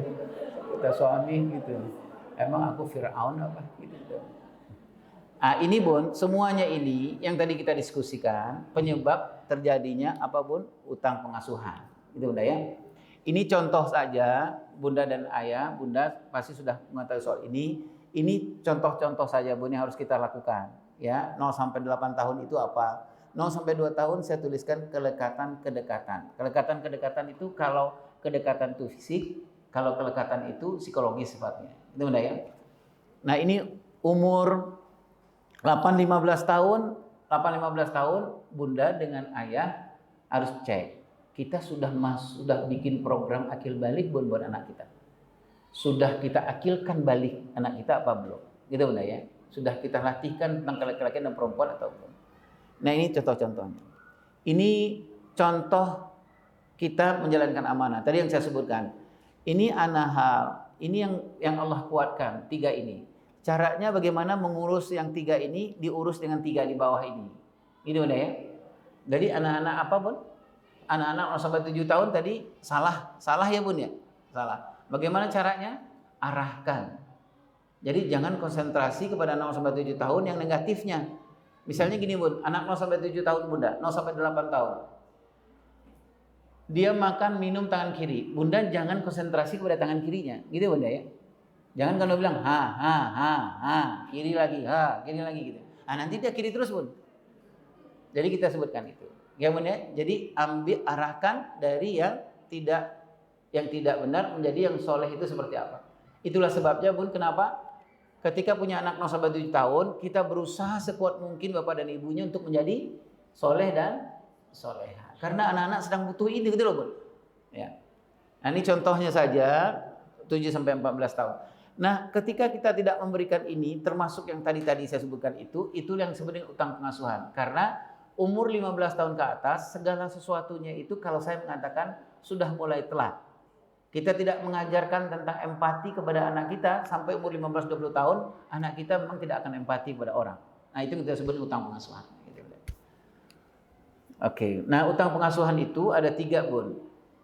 Ya, ada utang pengasuhan yang pada diri kita sendiri. Kita punya utang pengasuhan. Utang pengasuhan itu kepribadian yang tidak terlalu patut, yang ngerepotin pasangan kita. Itu Bunda ya, yang disebabkan oleh deposit pengasuhan kita di umur 0-15 tahun atau 0-20 tahun.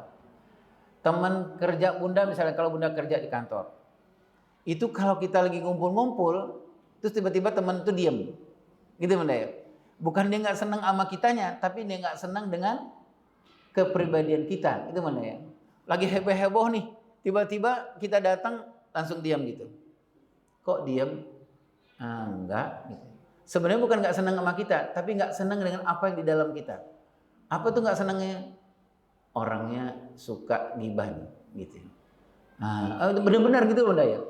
Orangnya nggak bertanggung jawab. Kalau ngusulnya gampang, tapi tanggung jawabnya enggak. Itu utang pengasuhan. Kenapa nggak bertanggung jawab? Karena tadi apa Bun? Yang tadi kita bahas, 8, 14, 15 tahunnya tidak ada ayahnya mengajarkan tanggung jawab ke dia di umur-umur itu. Iya Bunda, saat anak laki-laki harus bertanggung jawab, dia nggak pernah latihan bertanggung jawab, itu Bunda. Anak 8-15 tahun nggak pernah diajarkan makan itu habis makan mau taruh di mana, gitu loh Bunda. Ya, habis mandi handuknya taruh di mana. Sampai 15 tahun, 16 tahun masih diurus oleh ayah ibunya, gitu Bunda. Hari itu memang baik, tapi ketika dia umur 20 tahun, ini kita meninggalkan lubang besar buat anak-anak kita. Itu Bunda ya, karena sudah terlambat Bunda. Anak umur 15-16 tahun itu secara karakter terlambat untuk dibentuk sebenarnya. Bukan nggak bisa, tapi terlambat. Karena apa? Secara fitrah, anak 15 tahun tadi apa Bu? Anak-anak 15 tahun yang usia-usia ini sebenarnya usianya sudah nggak dekat dengan kita. Kalau Bunda punya anak 15 tahun, 16 tahun, 18 tahun. Saya misalnya Bun, saya ke anak saya dulu umur 16-18 tahun. Saya bilang, Bang, menurut ayah bagusnya gini. Jawabnya apa Bun? Oh enggak, menurut temanku nggak gitu. Saya bilang, yang ngasih jajanmu tuh sopo gitu, bener-bener gitu ya. Loh kok semua temennya? Ukurannya temennya gitu. Fitrahnya memang gitu. Itulah sebabnya kenapa ngajarin mendidik anak umur 15 tahun ke atas, kalau mau mensolehkan anak kita, solehkan temannya. Kan gitu ya Bun? Betul Bun? Oke. Ini utang pada diri sendiri. Tadi Bun ya, kalau saya nih Bun, dulu almarhumah istri saya bilang, Bang, abang kenapa sih? Untuk ngomong sayang sama aku aja susahnya luar biasa. Saya paling susah dulu Bun. Ngomong sayang itu susah. Ngomong makasih itu susah. Gitu. Jadi pulang kerja disiapin teh manis apa gitu. Susah tuh. Siapin kue-kue dibikin sama istri gitu. Misalnya istri bikin bakwan. Terus saya makan. Gimana Bang? Bakwannya gimana? Alhamdulillah. Kata istri, nggak ada kalimat yang lain Bang. Nggak punya saya. Bukan saya nggak mau menguji, saya nggak punya. Saya nggak punya. Bukan saya nggak mau menghargai, saya nggak punya. Gitu loh Bunda. Bagaimana saya memberi kalau saya nggak punya? Gitu Bunda ya. Gitu. Itu yang ada di diri kita. Nah, yang ada di diri kita itulah yang banyak yang membuat persoalan dalam pernikahan itu. Yang membuat kekacauan dalam pernikahan itu. Kepribadian yang belum selesai itu loh. Si istri bilang, Bang, kayaknya kita udah nikah 15 tahun. Aku berat banget untuk melanjutin pernikahan ini. Kata si suami, karena gaji. Enggak. Aku kalau persoalan uang Bang, sejak aku ngelihat abang datang melamar aku ke rumah mama dan papa waktu itu, aku sebenarnya udah ngomong sama papa dan mamaku, Pak, Mah, aku terima laki-laki ini dan aku siap untuk segalanya. Dari segi wajahnya, aku sudah siap untuk puasa Daud gitu ya. Gimana gitu ya. Sebenarnya untuk material aku sudah siap Bang gitu ya. Jadi sebenarnya aku siap. Abang penghasilan kecil aku sudah siap. Tapi yang aku nggak siap itu kata istri adalah abang umurnya 45 tahun, fisiknya 45 tahun, cara bersikap abang seperti umur 25 tahun. Gitu Bunda. Itulah yang paling banyak Bun. Dari 1 jam pertemuan kita ini ada 50 pasangan bercerai di Indonesia.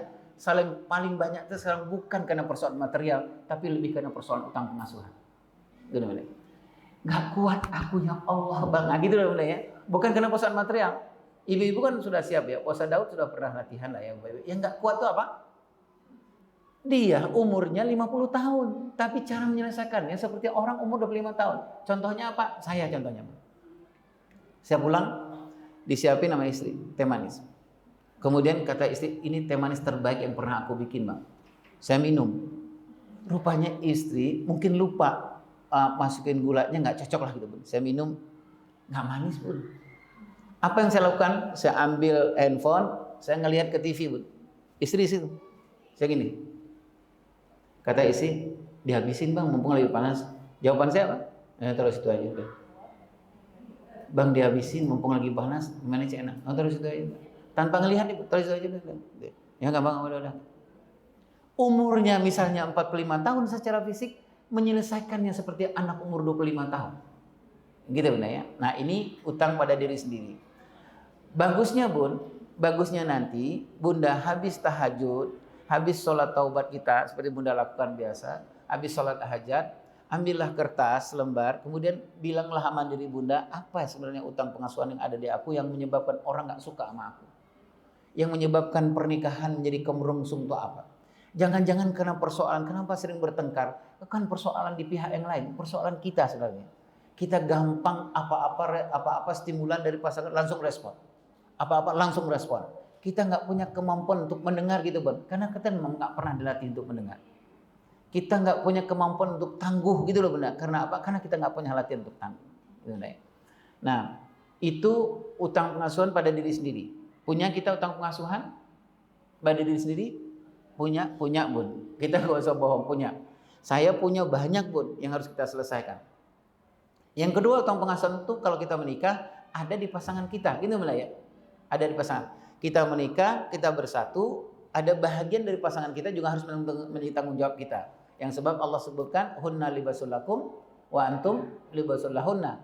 Sebab itulah Bunda mengatakan pada si abangnya, kepada suami, Bang, kamu adalah pakaian aku adalah pakaianmu. Kamu adalah penutup aibku, aku penutup aibmu.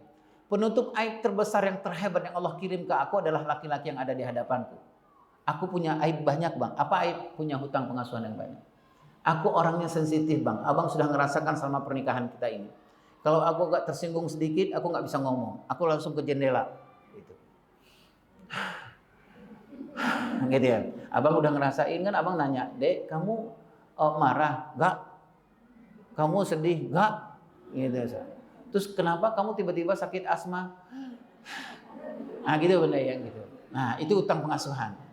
Kenapa begini? Kata si abang, maaf Bang, aku tidak menyalahkan orang di masa lalu, karena nggak perlu salahkan masa lalu, karena bukan itu tugas kita. Tugas kita adalah bagaimana kita menyelesaikan persoalan ini agar orang-orang di masa lalu kita dilapangkan alamnya oleh Allah Subhanahu Wa Taala kalau sudah meninggal. Itu udah ya. Gitu. Nah itu ada pada pasangan. Yang kedua, Bun, utang pengasuhan yang paling banyak itu adalah yang kita wariskan kepada anak kita. Nah tadi sudah kita bahas 0 sampai 7 tahun pendengarannya harus kita jaga, tapi kita nggak memberikan itu kepada anak kita. 0 sampai 7 tahun anak dulu saya, 0 sampai 7 tahun anak-anak, saya jarang baca Al-Quran. Tahsin saya nggak benerkan, gitu Bapak Ibu. Anak sudah 0 sampai 7 tahun, bacaan saya ketika anak umur 5 tahun, bacaan saya masih begitu. Anak sudah masuk TKB, ternyata bacaannya lebih bagus dari bacaan saya. Gitu loh Bunda, gitu ya. Nah, itu adalah utang yang kita berikan kepada anak-anak kita.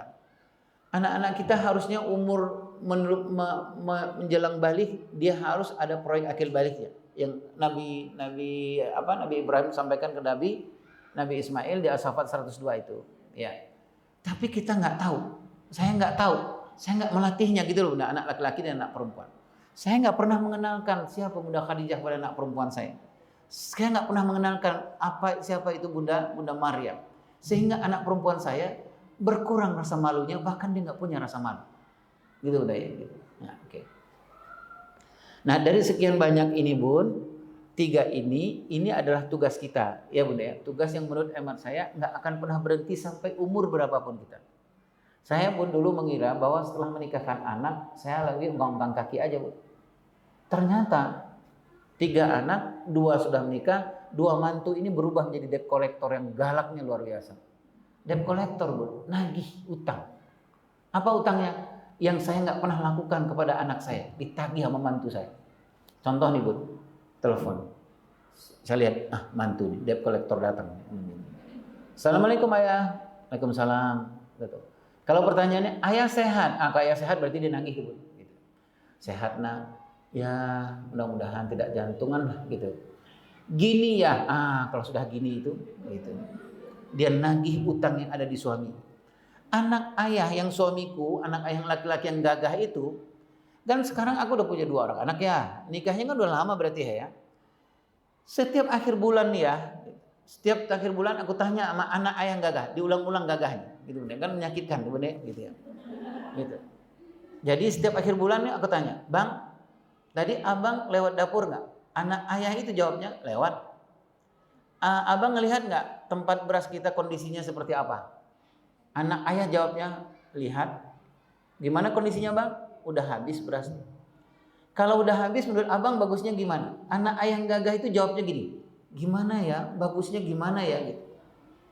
Itu utang. Saya tidak melaki-lakikan anak laki-laki saya. Saya mengirim anak saya ke pernikahan dengan cek kosong, merepotkan anak orang lain gitu loh. Gitu.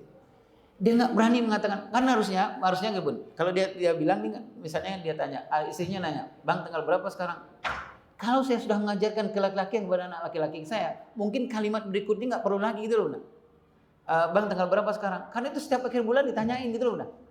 Mereka udah bukan setahun 2 tahun. Setiap akhir bulan nanya gitu. Kalau anak saya sudah melatihkan ke laki-lakian, tanggung jawab, fight bukan flight. Kamu hadapi persoalan, jangan kamu lari gitu bunda. Dulu di umur 10-15 tahun ke atas, 10-11 gitu, ada persoalan saya handle gitu loh bunda. Karena apa? Alasannya sayang. Sayang sekarang, tapi saya sedang menggali lubang untuk dia ketika dia besar. Handuk taruh di mana-mana, padahal udah kelas 4 SD, 5 SD, saya ambilin, ibunya ambilkan, selesai itu bun. Dia nggak pernah menghadapi persoalan tanggung jawab itu. Apa yang terjadi? Ketika dia besar, dia nggak bisa bertanggung jawab terhadap orang yang harus ditanggung jawab gitu loh. Nah, itu utang pengasuhan. Ya. Nah, ini utang pengasuhan pada diri kita sendiri. Satu yang saya sampaikan kepada Bunda adalah kalau kita melihat utang pengasuhan pada diri kita tidak untuk orang di masa lalu. Ya, ini harus catat nih Bun ya.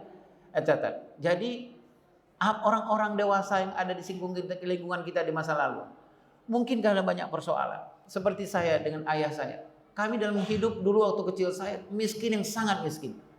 Jadi ayah memang jangankan untuk sekolah. Ayah untuk bertahan hidup aja susah. Ayah harus pergi ke hutan karena saya dari tinggalnya asal saya dari gunung dulu. Ayah harus pergi ke hutan, pulang sekali dalam 3 bulan. Itu pun kalau ada rotan yang dibawa bisa dijual. Dijual dulu ke kota baru dapat uang, baru dapat ini. Jangankan persoalan perhatian yang tadi saya sebutkan itu, kedekatan, kelekatan itu udah. Untuk urusan makan aja ayah bertahannya luar biasa. Jadi bukan untuk persoalan orang masa lalu, itu bunda ya. Tapi sebenarnya kenapa kita merefleksi utang pengasuhan pada diri kita supaya kita jangan mewariskan itu pada anak kita. Nah gitu ya bun ya. Jadi kita ibarat mobil, masa lalu kita itu hanya boleh ada di kaca spion, tidak di kaca depan. Kaca spion itu jangan kalau lagi jalan mobil jangan sering-sering melihat, tabrakan nanti bun. Kaca spion itu hanya untuk melihat saja bun. Ini nggak boleh lagi dikerjakan, karena udah sedang nggak pas dengan anak-anak kita. Nah, ini dampak utang pengasuhan yang pada diri kita sendiri, kondisi pernikahan. Kalau kita punya utang pengasuhan, Bun, yang kalau dampaknya kepada pernikahan itu ini loh, Bun, perceraian, perselingkuhan. Perselingkuhan di Indonesia yang terbanyak itu bukan karena persoalan yang lain, tapi karena persoalan utang pengasuhan yang ada pada seorang laki-laki, gitu loh, Bun ya. Dulu nggak pernah diajarkan bagaimana setia kepada suatu ini, nggak diajarkan gitu loh, Bun. Sehingga dia gampang banget gitu loh, Bun. Itulah. Kalau di pola pengasuhan salah asuh, salah asi, salah asa utangnya gitu. Jadi gampang marah misalnya dan lain-lain. Bagaimana cara membayar utang pengasuhan kepada diri kita sendiri? Saya meringkasnya jadi 4M. Utang pengasuhan pada diri kita ya Bun, ya. 4M itu satu melibatkan Allah. Melibatkan Allah tuh ya Allah, alhamdulillah ya Allah dengan semua yang Engkau berikan kepadaku di masa laluku gitu Bunda ya. Kepada kedua orang tuaku, kepada guru-guru, kepada semuanya gitu Bun ya. Kemudian yang kedua adalah memaafkan. Bahkan para ulama menyebutkan kalau engkau enggak cukup memberikan lautan maaf kepada kedua orang tuamu atau siapa orang dewasa di masa lalumu, berikan samudra pemaafan. Itu Bunda ya. Jadi lautan itu kan terbatas ya Bun. Samudra nggak ada batasnya. Berikan samudra pemaafan. Jadi Bunda, ketika kita habis sholat, kita doa, ya Allah, nangis kita, ya Allah, lapangkan alam kubur ayah dan ibuku kalau sudah meninggal, gitu Bunda ya. Ya Allah, ampunkanlah gitu. Jadi bukan untuk menyalahkan, gitu ya Bunda ya. Karena tadi saya sebut banyak alasan Bunda, Bapak Ibu kita zaman dahulu. Mungkin karena ekonomi Bunda. Mungkin juga karena memang belum ada akses ilmu, gitu Bunda. Tinggal di pedalaman dan lain-lain. Melibatkan Allah, yang kedua memaafkan, yang ketiga mendoakan, yang keempat adalah menerima dan melakukan kebaikan-kebaikan. Ya Bunda ya. Jadi banyak apa Bun? Banyak kesalahan-kesalahan yang kita lakukan, kata Allah dalam Al-Quran, dibalas setelah semua itu dengan kebaikan-kebaikan gitu ya, sebanyak kebaikan. Infak yang banyak, sedekah yang banyak, amal jariah yang banyaknya. Ada yang paling besar di depan kita ini Bun, masjid, setiap hari kita infak, setiap hari kita infak. Mudah-mudahan semuanya sudah terbayarkan. Utang pengasuhan pada pasangan. Nah, ini yang juga menurut saya berat ya, Bun. Utang pengasuhan pada pasangan itu berarti adalah utang pengasuhan yang dialami oleh pasangan kita. Kita bisa lepas, nggak bisa lepas Bun. Karena kita ini dengan pasangan kita, kata Allah SWT ada 3. Jadi pakaian, menjadi partner, menjadi sahabat. Betul Bun? Partner, sahabat, dan pakaiannya dia, pasangan kita. Jadi nggak bisa nih Bun. Dia sakit perut, kita harus sakit perut. Kan gitu ya Bunda ya. Hunna libasul lakum wa antum libasul lahunna.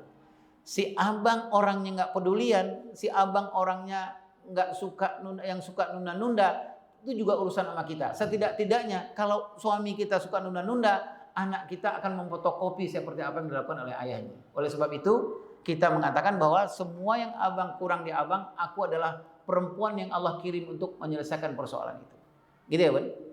Nah nanti pertanyaan, gimana caranya Ayah Irwan untuk ngomong sama suami? Kayaknya berat dia ngomong sama suami. Selesai dalam agama kita. Ada contoh-contohnya ya Bun ya. Nah saya yakin Bunda juga sudah ada di rumah. Kalau para ulama menunjukkan cara ngomong dengan suami yang berat itu, istri, salah satu contohlah Bunda Hajar. Itu satu Bun ya. Cara ngomong yang paling hebat. Sekarang yang paling hebat lagi itu ngomong paling hebat yang sering dipakai oleh contoh-contoh di dalam kehidupan para muslimah itu adalah Bunda mencontoh bagaimana cara Ummu Sulaim ngomong dengan Abu Thalha. Ummu Sulaim itu adalah buku putih untuk para ibu ngomong sesuatu yang berat kepada suaminya. Itu Bunda ya. Nah Ummu Sulaim itu ada contohnya. Di dunia parenting barat itu diambil contohnya bagaimana cara istri ngomong sama suami. Contohnya salah satunya adalah Ummu Sulaim. Nah bukunya sudah ada tuh Bun, terjemahannya juga sudah ada. Apa yang dilakukan Ummu Sulaim kepada Abu Thalha, suami beliau? Padahal ini paling berat ya Bun. Abu Thalha lagi berjihad, kemudian punya anak satu-satunya, meninggal yang disayangi oleh Abu Thalha, kemudian meninggal, Abu Thalha pulang, ini kan berat ngomongnya Bun. Nah Ummu Sulaim mencontohkan. Gimana Bun Ummu Sulaim mencontohkan ngomong dengan suami? Satu, tepat kata, tepat cara, tepat nada, tepat bahasa. Itu Bun ya. Yang kedua, ini banyak banget Bun, cuma 2 yang saya sering hafal. Yang kedua adalah selesaikan bawah perut suami, selesaikan perut suami, nah baru selesaikan bicara dengan suami. Udah ya. Jadi kalau ada apa-apa jangan langsung Bang, ya Allah Bang, hidup susah banget nih Bang, atau apa gitu. Anak enggak susah nih Bun, jadi berantem jadinya. Oke. Nah, apa dampak utang pengasuhan yang ada di pasangan kita? Ini dampaknya adalah kepada kondisi pernikahan kita. Itu benar ya. Kemudian kepada pola pengasuhan, susah kompak dalam mengasuh. Benar Bun? Ini saya nih Bun ya. Mohon maaf nih contohnya saya banyak banget contoh yang nggak baik lah Bun ya. Sudah hampir 14 tahun 15 tahun pernikahan. Cara saya membangunkan anak nggak pernah sama. Belum pernah saya berdiskusi dengan pasangan saya. Jadi 14 tahun anak bangun dengan cara masing-masing. Padahal Rasulullah SAW mengatakan ada 2 hal yang paling kamu harus hati-hati dalam soal hidup anakmu. Salah satunya adalah bangunkan anak ketika bangunkan anak dan ketika anak menidurkan anak. Itu kan hal yang paling penting dalam hidup anak. Gitu ya Bun. Sementara apa? Karena kami nggak kompak untuk membangunkan anak saja. Itu kami nggak pernah kompak. Cara saya membangunkan anak seperti dulu bapak ibu saya membangunkan saya. Cara istri membangunkan anak seperti bapak ibunya membangunkan anak. Kami dari suku yang berbeda, dari mazhab yang berbeda nih Bun ya gitu. Saya dari suku Sumatera, istri Solo. Solonya dalam banget Solonya gitu loh Bun gitu. Nah, saya mazhabnya Sumatera'iyah. Kalau istri saya mazhabnya Soloiyah gitu Bun gitu ya. Jadi setiap pagi anak-anak saya sudah saya wariskan dilema yang luar biasa susah. Apa yang dia bilang? Aku harus ikut ayah apa ikut ibu? Ketika saya membangunkan anak gitu ya dengan mazhab Sumateriyahnya, Bu.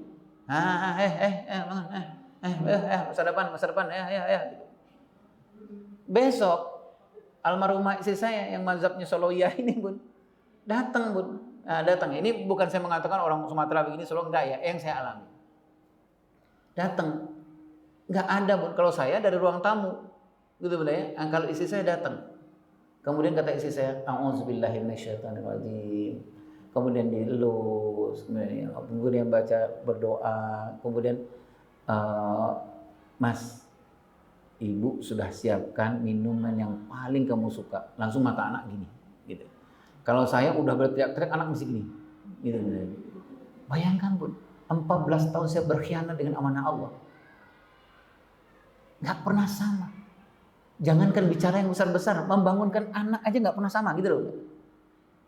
Bagaimana dia melewati hidupnya ke depan, Bun? Dari jam ke jam, dari jam 8, 9, 10 ke atas, orang bangunnya aja kemerungsung, gitu loh, Bun. Gitu. Nah, ini karena apa? Karena kami punya hutang pengasuhan yang nggak selesai, istri saya punya hutang pengasuhan yang nggak selesai, gitu Bunda.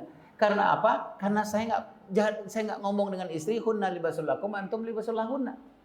Apa yang terjadi di diri kamu, Allah mentakdirkan ini laki-laki yang terbaik untuk menutup aibmu. Apa yang terjadi sama saya, kekurangan saya, Allah kirim sampai detik ini perempuan terbaik itu kamulah penutup aibku. Jadi utang-utang pengasuhan nggak pernah dicicil, gitu loh Bunda. Siapa yang jadi korban? Nah, korban yang ketiga nanti utang pengasuhan yang kita wariskan kepada anak kita, yang akan memberatkan pertanyaan dari Allah Subhanahu wa taala di yaumul hisab. Yang nanti hampir kita masuk surga, tapi utang pengasuhan inilah yang membuat kita nanti berbaris tidak sesuai barisan orang tua yang masuk surga, gitu Bunda ya. Oke. Nah, cara membayar utang pengasuhan kepada anak, kepada pasangan, satu, menerima sebagai paket lengkap ilahi. Yang tadi kita sebut Bunda, contohnya Bunda Aisyah binti Muzahim. Aisyah binti Muzahim itu apa kehebatannya, Bud? Acceptance, menerima dulu, Bud. Jadi dia nggak pernah bilang ini, kapan kita sama ya Bang Firaun? Itu nggak pernah, Bud. Nggak akan pernah sama. Saya dengan ibu, kata seorang ulama di Yordania, itu ada 2.200 perbedaan. Kita masuk surga dalam pernikahan kita ini karena kita hebat mengelola 2.200 perbedaan itu. Itu yang kita masuk surga. Nggak akan pernah sama kita. Jadi kalau Bunda bilang, Bang, kapan abang sama? Kalau sama nggak menikah kita, gitu loh, Bunda. Gitu ya. Jadi kita memang berbeda. Cara masuk surga kita adalah kamu perbesar rasa sabarmu dan kamu perbesar rasa syukurmu. Aku perbesar rasa sabarku, aku perbesar rasa syukur. Kita nggak akan pernah sama. 2.200. Gitu ya, Bunda. Oke. Menerima paket lengkap ilahi. Jadi Bun terima itu, Bun ya. Jadi misalnya ada seorang ulama, nama beliau itu Kiai Haji Hasan Al-Banna, di Mesir beliau. Orang bertanya bagaimana caranya ya Syekh supaya kami ini saling mencintai pernikahan. Kata beliau satu saja yang harus kita kerjakan. Namanya adalah perbesar namanya al-fahmu. Al-fahmu itu kefahamanmu terhadap pasanganmu. Pahamilah di balik semua kelemahan pasanganmu pasti ada kelebihan. Di balik semua suami Bunda semakin umurnya semakin keras ngoroknya pasti ada kelebihan. Itu Bunda ya. Jadi kalau kita ngelihat, kita bangun tidur sepertiga malam, kita ngelihat suami, jangan timbul rasa, nah, semakin enak gitu, jangan gitu Bunda ya. Jadi kita pahamilah gitu ya. Ya Allah, nggak pernah selamat dari ngorok nih aku. Nah gitu Bunda ya. Nah, kalau itu nggak selesai. Nah, tapi di balik ngorok itu apa? Di balik ngorok suami itu ada efisiensi dan efektivitas yang diberikan sama Allah. Bunda nggak perlu beli jam waker. Karena bangunnya nggak pernah tidur, nggak pernah lelap kan ya, bangun sebentar gitu ya. Kemudian pakaian dan sahabat, Bunda ya, sebentar lagi Bunda kita habis tanya jawab. Ini pakaian dan sahabat ini ya Bunda, sebagai partner, sebagai sahabat, sebagai pakaian. Itu tugas kita berdua kan gitu ya Bunda. Kemudian bayar hutang. Bayar hutang ini panjang Bunda kepada pasangan. Saya mengusulkan pada Bunda satu. Saya lupa Bun, slide-nya saya lupa cantumkan. Tapi slide itu ada, ini terapi yang paling hebat untuk pasangan. 15 sunnah Rasulullah SAW. Nah Bunda cari, tanyalah kepada guru gurita, Bunda bersoal pernikahan itu, terapi yang paling hebat itu 15 sunnah itu. Ada 15 sunnah, banyak sekali yang sudah lakukan 15 sunnah ini, Masya Allah hubungannya selesai. Bukan selesai bun, hubungannya pernikahannya nggak menjadi ini. Apa pun contohnya 15 sunnah itu. Satu selimut itu 15 sunnah. Jadi periksalah selimut di rumah untuk satu orang apa untuk 2 orang. Yang kedua, seringlah berpelukan. Betul ya, Bu? Yang ketiga, apa lagi? Makan bareng. Betul ya? Berat-berat semua ya, Irwan. Udahlah, nggak usah lah. Nanti 15 sunnah kalau saya ada, ini saya kirimkan ke Bu Dewi ya. Oke. Nah ini yang terakhir, utang pengasuhan kepada anak. Nah utang pengasuhan anak itu disebabkan oleh apa? Kita mengawaskan utang pengasuhan karena kondisi pernikahan kita, karena kondisi pengasuhan kita. Iya bunda ya? Karena bapak ibunya punya hutang pengasuhan, nanti dia mewariskan hutang pengasuhan. Karena bapak ibunya mengalami luka pernikahan, maka dia mewariskan itu kepada anak-anaknya. Ini kondisi pernikahan yang menyebabkan terjadi hutang pengasuhan kepada anak-anak. Nggak sama visi dan misi dalam pernikahan. Pernikah yang bermasalah, sedunia tapi nggak sesurga pasangannya, serumah tapi nggak sejiwa. Nah ini yang paling banyak tuh ini bun. Yang paling banyak tuh ini, ya. Oke. Nah kemudian keadaan pengasuhan. Kenapa keadaan pengasuhan yang meninggalkan utang pengasuhan itu sama, satu adalah prinsip mengasuh anak nggak sama antara suami dengan istri. Nah kalau seperti yang bunda sudah ketahui, di dalam agama kita itu setidaknya ada 14 prinsip antara suami istri harus sama nih bun. Anak amanah, kita bilang sama suami, bang anak amanah, ya amanahnya 5, abang setuju. Amanah yang pertama adalah amanah fisik. Oh aku setuju kata si abang, itu tugasku, aku nyari uang sebanyak mungkin. Oke, amanah yang kedua adalah amanah spiritual. Abang contohkan pergi ke masjid atau apa? Ah itu aku capek deh, aku lelah gitu. Ah nggak bisa bang. Abang nggak bisa mengatakan bahwa tugas laki-laki itu hanya nyari uang. Nyari uang itu bukan tugas laki-laki, itu kewajiban laki-laki. Gitu bunda ya. Jadi urusan emosional ya udah sekolah aja. Nah berarti prinsipnya kita sudah nggak sama sebenarnya gitu loh. Makanya ngurus anaknya nggak sama karena prinsip kita udah nggak sama prinsipnya. Prinsip ya bun, prinsip kan nggak bisa dinego. Bisa nego prinsip nggak bisa. Saya tadi naik nyambung bun, naik angkot dari Kampung Rambutan ke Pondok Gede. Saya naik angkot itu, saya tanya dulu kan, sebenarnya kenapa saya naik angkot? Karena prinsip kami sama dengan sopir. Betul bun? Kan saya tanya nih bun, saya nggak tanya. Kemarin itu saya mau pergi ke satu tempat, saya naik angkot. Saya coba cek, saya tes gitu bunda ya. Saya udah berhenti angkotnya. Saya berhenti, saya duduk diam aja. Kata sopirnya, Pak, bapak mau naik apa enggak? Enggak. Saya sebelum saya naik, saya tanya dulu prinsipnya, abang prinsip abang apa gitu. Saya sebenarnya lagi uji coba aja bun gitu. Bener nggak ya? Maksudnya apa sih? Kata si sopir gitu. Maaf nih bang, prinsip abang kalau mobil ini seperti apa? Dan nggak ngerti. Emang saya nggak ngerti. Saya bilang kalau saya naik kendaraan ini, saya mau naik kendaraan ini kalau ada rem, ada gasnya, ada koplingnya. Gitu. Oh ada rem, kopling ada. Saya bilang prinsip kita sama. Saya naik. Itu contohnya bu. Ya, kalau kita bisa melaksanakan pengasuhan, kalau antara kita dengan pasangan kita sama prinsipnya. Kalau suami mengatakan, dek aku cuma nyari uang aja, prinsip kita nggak sama ini. Jadi anak-anak urusan spiritual anak siapa? Anak umur 7 tahun butuh bagaimana laki-laki itu beragama seperti apa? Oh nggak, ayahnya nggak cari uang. Bagaimana anak-anak hampir 11 tahun, 12 tahun nggak pernah dengar ayahnya baca Al-Quran, rutin. Nggak pernah dengar suara ayahnya, nggak pernah dengar jam 2:30 ada kerasak-kerusuk, kotak-kontong gitu, di ayahnya berwudu gitu. Nggak pernah dia lihat itu. Oh, berarti prinsipnya nggak sama gitu loh. Apa yang terjadi? Yang terjadi anak-anak yang kok jadi korban. Ya. Kemudian yang kedua, menyepakati pola. Pola ini disepakati bun, ya disepakati. Pola sepertinya apa pola bun? Contohnya membangunkan anak itu pola itu, ya. Yang sering kita lakukan setiap hari kepada anak itu namanya pola. Pola membangunkan anak, pola mendisiplinkan anak, pola memuji anak itu pola. Bun. Nah kalau prinsip itu contohnya adalah anak itu amanah, iya. Anak-anak itu tanggung jawab akan dipertanyakan sama Allah, cek suami istri. Abang sama? Sama. Kemudian anak itu mau disolehkan dulu apa dipintarkan dulu? Bagaimana abang? Dulu saya pernah mengalami ini bu. Karena hidup dulu waktu kecil yang sangat belangsat banget bun, gitu ya. Saya berbeda dengan istri. Istri dari keluarga yang masya Allah gitu bun ya. Ketika ngurus anak, Istri nanya, almarhumah istri nanya gitu, bang, menurut abang gimana prinsipnya? Solehkan dulu apa pintarkan? Kalau saya bilang pintarkan dulu, saya nggak mau anak saya belangsat seperti saya. Jadi urusan ke anak itu PR, les apa-apa gitu. Jadi kalau istri bilang enggak bang, solehkan dulu. Karena yang aku tahu Nabi Ibrahim tanya sama Allah, bagaimana proses yang baik? Apakah tu'alimul kitab kemudian tazkiyatun nafs? Allah menjawab bukan tu'alimul kitab lebih dahulu, tazkiyatun nafs awalan, summa tu'alimul kitab. Solehkan dulu baru pintarkan gitu. Apa yang terjadi? Kalau sisi saya akan dar-dar nak saya PR udah belum? Nah, ini apa belum gitu. Tapi istri bilang, kamu udah sholat belum nak? Kamu nikmat nggak sholat kamu hari ini? Itu nggak pertanyaan saya, pertanyaan istri. Karena anak sholat bagi saya nggak terlalu penting gitu bun. Karena anak udah PR apa belum?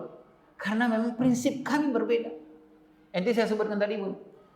Fasilitas menjadi nothing ketika prinsip nggak sama. Hidup menjadi hampa ketika prinsip nggak sama suami istri. Ngurus anak menjadi beratnya luar biasa karena prinsip nggak sama. Ini benar ya. Nah, oke. Nah, apa dampak utang pengasuhan? Bagi kita dampak utang pengasuhan itu adalah kita nggak panen di saat panen bun. Panen itu kapan? Umur 15 tahun, 20 tahun ke atas itu saat panen. Itu ya. Jadi anak kita umur 15-16 tahun, loh anak kita belum bisa tanggung jawab. Anak tetangga udah tanggung jawab. Gitu benar ya. Tetangga udah panen, kenapa? Karena dia nanam di umur 15 tahun. Lah kita umur 15 tahun, anak kita ya Allah tanggung jawabnya nggak ada. Kita bilang ya Allah bang, abang kenapa nggak tanggung jawab? Kita nggak nanam di umur 15 tahun. Makin kita mau panen kalau kita nggak nanam, ya benar? Oke. Kemudian dampak buat anak-anak kita yang tadi itu bun, ya, yang tadi itu anak-anak nggak matang, itu benar ya, banyak persoalan dan lain-lain. Nah ini bun dampaknya orang tua yang tadi saya sebutkan, orang tua yang bangkrut. Orang tua yang bangkrut itu apa bun? Merasa nanti dia mau hisab, tiba-tiba kita dibariskan bukan di barisan orang tua yang masuk surga gitu loh bun. Tapi kata Allah, kata malaikatnya, sana kamu berbaris di barisan yang ada mereknya, pelangnya orang tua bangkrut. Orang tua bangkrut itu apa bun? Yang merasa di dunia sudah habis-habisan, apa gitu. Padahal kata Allah bukan itu yang diinginkan anak, gitu ya. Bukan itu yang diinginkan. Seperti tadi bun, anak 0 sampai 7 tahun ini yang dilakukan, anak 8 tahun dilakukan. Nah, baik. Nah, kemudian ketika anak sudah itu apa? Ditagih. Nah ini yang tadi saya contohkan bun, saya ditagih bun. Bagi mungkin yang sudah punya mantu, mungkin pernah ngalami sama saya ngalamin bun, ditagih. Ditagih itu apa? Mantu saya nagih sama saya. Apa yang ditagih itu apa-apa yang saya nggak berikan kepada anak saya ini. Sudah menikah, sudah punya anak, udah umur 30 tahun, tapi sikapnya seperti orang umur 15 tahun. Istrinya telat masak, marahnya luar biasa. Gitu loh benar. Nggak ada kawamnya, nggak ada cara untuk melindungi perempuan karena dia nggak pernah mencontoh bagaimana saya melindungi ibunya waktu dia masih muda. Gitu benar. Oke. Nah, sudahlah bun, ini cara membayarnya, utang pengasuh kepada anak 5M. 5M yang pertama minta ampun kepada Allah. Nggak ada kata lain bun. Terlalu berat bagi kita untuk membayar 15 tahun yang sudah, yang usia terbaik anak-anak kita yang tidak kita berikan kecuali atas izin Allah Subhanahu wa taala. Gitu benar ya. Jadi kalau menurut saya punya utang pengasuh kepada anak berarti kamu lain jangan ditinggal. Mendoakan anak kemarin nggak menangis, sekarang menangislah mendoakan anak. Bayangkan wajah anak kita menangislah kepada Allah. Salat taubat diperbanyak, tilawah diperbanyak, apa diperbanyak? Karena apa bun? Tadi nggak masuk logika kita. Anak umur 20 tahun sekarang nggak bisa tanggung jawab, nggak bisa ini, nggak mungkin dia menyelesaikan 20 tahun yang sudah bun kecuali atas izin Allah Subhanahu wa taala. Nah, kemudian mengakui kesalahan yang tadi saya sebutkan, bilang sama pasangan, Mas, abang ngerasa nggak anak kita udah umur segini gitu. Kalau si abang mengatakan biarlah waktu yang menyelesaikan, aja masalah nih bun. Jangan kita aja yang menjadi masalah gitu bun. Jadi kita harus berdua. Kemudian yang ketiga adalah menyelesaikan prioritas. Mana yang diselesaikan dulu? Anak kita apa? Oh dia nggak tanggung jawab. Terus kemudian kalau apa-apa orangnya marah gitu, bawaannya marah, subuh kompornya pendek aja gitu. Nah berarti selesaikan yang satu dulu aja, jangan banyak-banyak. Kemudian membayar hutang pengasuhan itu nggak boleh ceramah bun. Kalau anak kita nggak bertanggung jawab, jangan ceramai. Ya Allah, gitu nggak usah gitu bun. Tambah hutang ntar. Apa yang kita lakukan? Namanya hands on, minds on. Jadi kalau dia nggak tanggung jawab, besok kasih tanggung jawab. Kalau dia bisa tanggung jawab 0 sekian %, kasih apresiasi. Ya Allah makasih abang sudah bertanggung jawab. Handuknya sudah geser 2 cm. Gitu loh bunda ya. Gitu. Alhamdulillah. Besok kasih lagi tanggung jawab. Handuknya sudah bergeser 5 cm. Ya Allah, abang udah orang yang bertanggung jawab, walaupun cuma 5 cm. Besok bergeser lagi 10 cm, kasih lagi. Secara ilmu karakter, Bunda, secara ilmu karakter, lakukan itu 21 kali atau 30 kali atau 3 bulan berturut-turut. Mudah-mudahan, Bun, mudah-mudahan utang, mudah-mudahan terbayar. Ya. Yang terakhir adalah mencari lingkungan yang baik, niatun solihah. Itu mungkin yang bisa saya sampaikan pada ayah Bunda. Yang terbaik, yang terhebat adalah doa. Ya, Bun ya. Jadi doalah kepada Allah. Kemudian faiza azamta fatawakkal Allah. Jadi berniat doalah Bun, berazam kepada Allah, ya Allah, sebelum Engkau mencabut nyawaku ya Allah, mudah-mudahan aku tunaikanlah semua utang-utang pengasuhan kepada anak-anak ini. Gitu Bunda ya. Itu mungkin yang bisa saya sampaikan. Nanti kalau Bunda nggak sempat kita tanya jawab, bisa DM ke Instagram saya atau ini nomor WA saya. Bun, saya mohon maaf Bun, terbatas pengetahuan saya. Apa yang bisa saya sampaikan banyak banget salahnya, banyak kurangnya. Maafkan Bunda dan saya minta ampun kepada Allah SWT. Satu harapan saya adalah kepada diri saya dan kepada Bunda. Yang pertama adalah sesungguhnya pengasuhan pernikahan itu bukan kepada fasilitas tapi kepada keberkahan. Kalau begitu periksalah seberapa banyak keberkahan yang Allah masih berikan kepada rumah tangga kita. Itu Bunda ya. Kemudian tidak ada kata terlambat. Tidak ada kata terlambat. Semuanya enggak kita bisa berikan di umur 0 sampai 7 tahun, bisa kita berikan sekarang, bisa. Kemudian tidak ada kata terlambat. Yang ketiga adalah saya ngambil bahasa orang Rawalumbu, do the best, let Allah finish it. Tugas kita hanya ikhtiar, soleh atau soleha itu urusan Allah. Jadi jangan pernah masuk ke ranah Allah, nanti kita stres. Kolesterol naik, asam lambung naik. Kapan solehnya anak? Itu bukan urusan kita. Urusan kita adalah tunjam, sujud, munajat, nangis sama Allah, pergi ke majelis taklim, itu urusan kita. Gimana ya? Soleh dan soleha itu urusan Allah. Apa kurangnya Nabi Nuh? Apa kurangnya Nabi Nuh? Kurang soleh apa Nabi Nuh? Tapi Allah mentakdirkan belum datang hidayah kepada anak beliau. Yang dihitung sama Allah adalah prosesnya, ikhtiar kita bukan hasil. Wallahu a'lam bishawab. Assalamualaikum warahmatullahi wabarakatuh.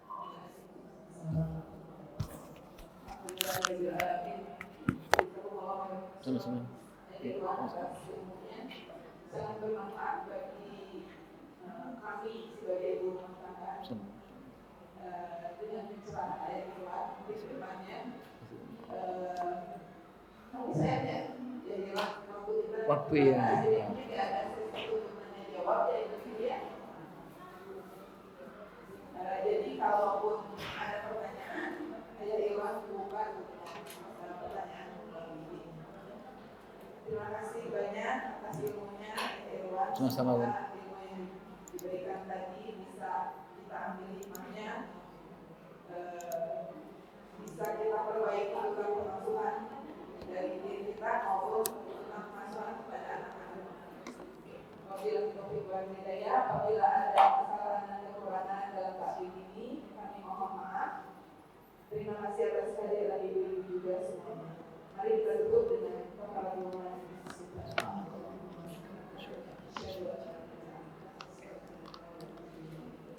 Assalamualaikum warahmatullahi wabarakatuh.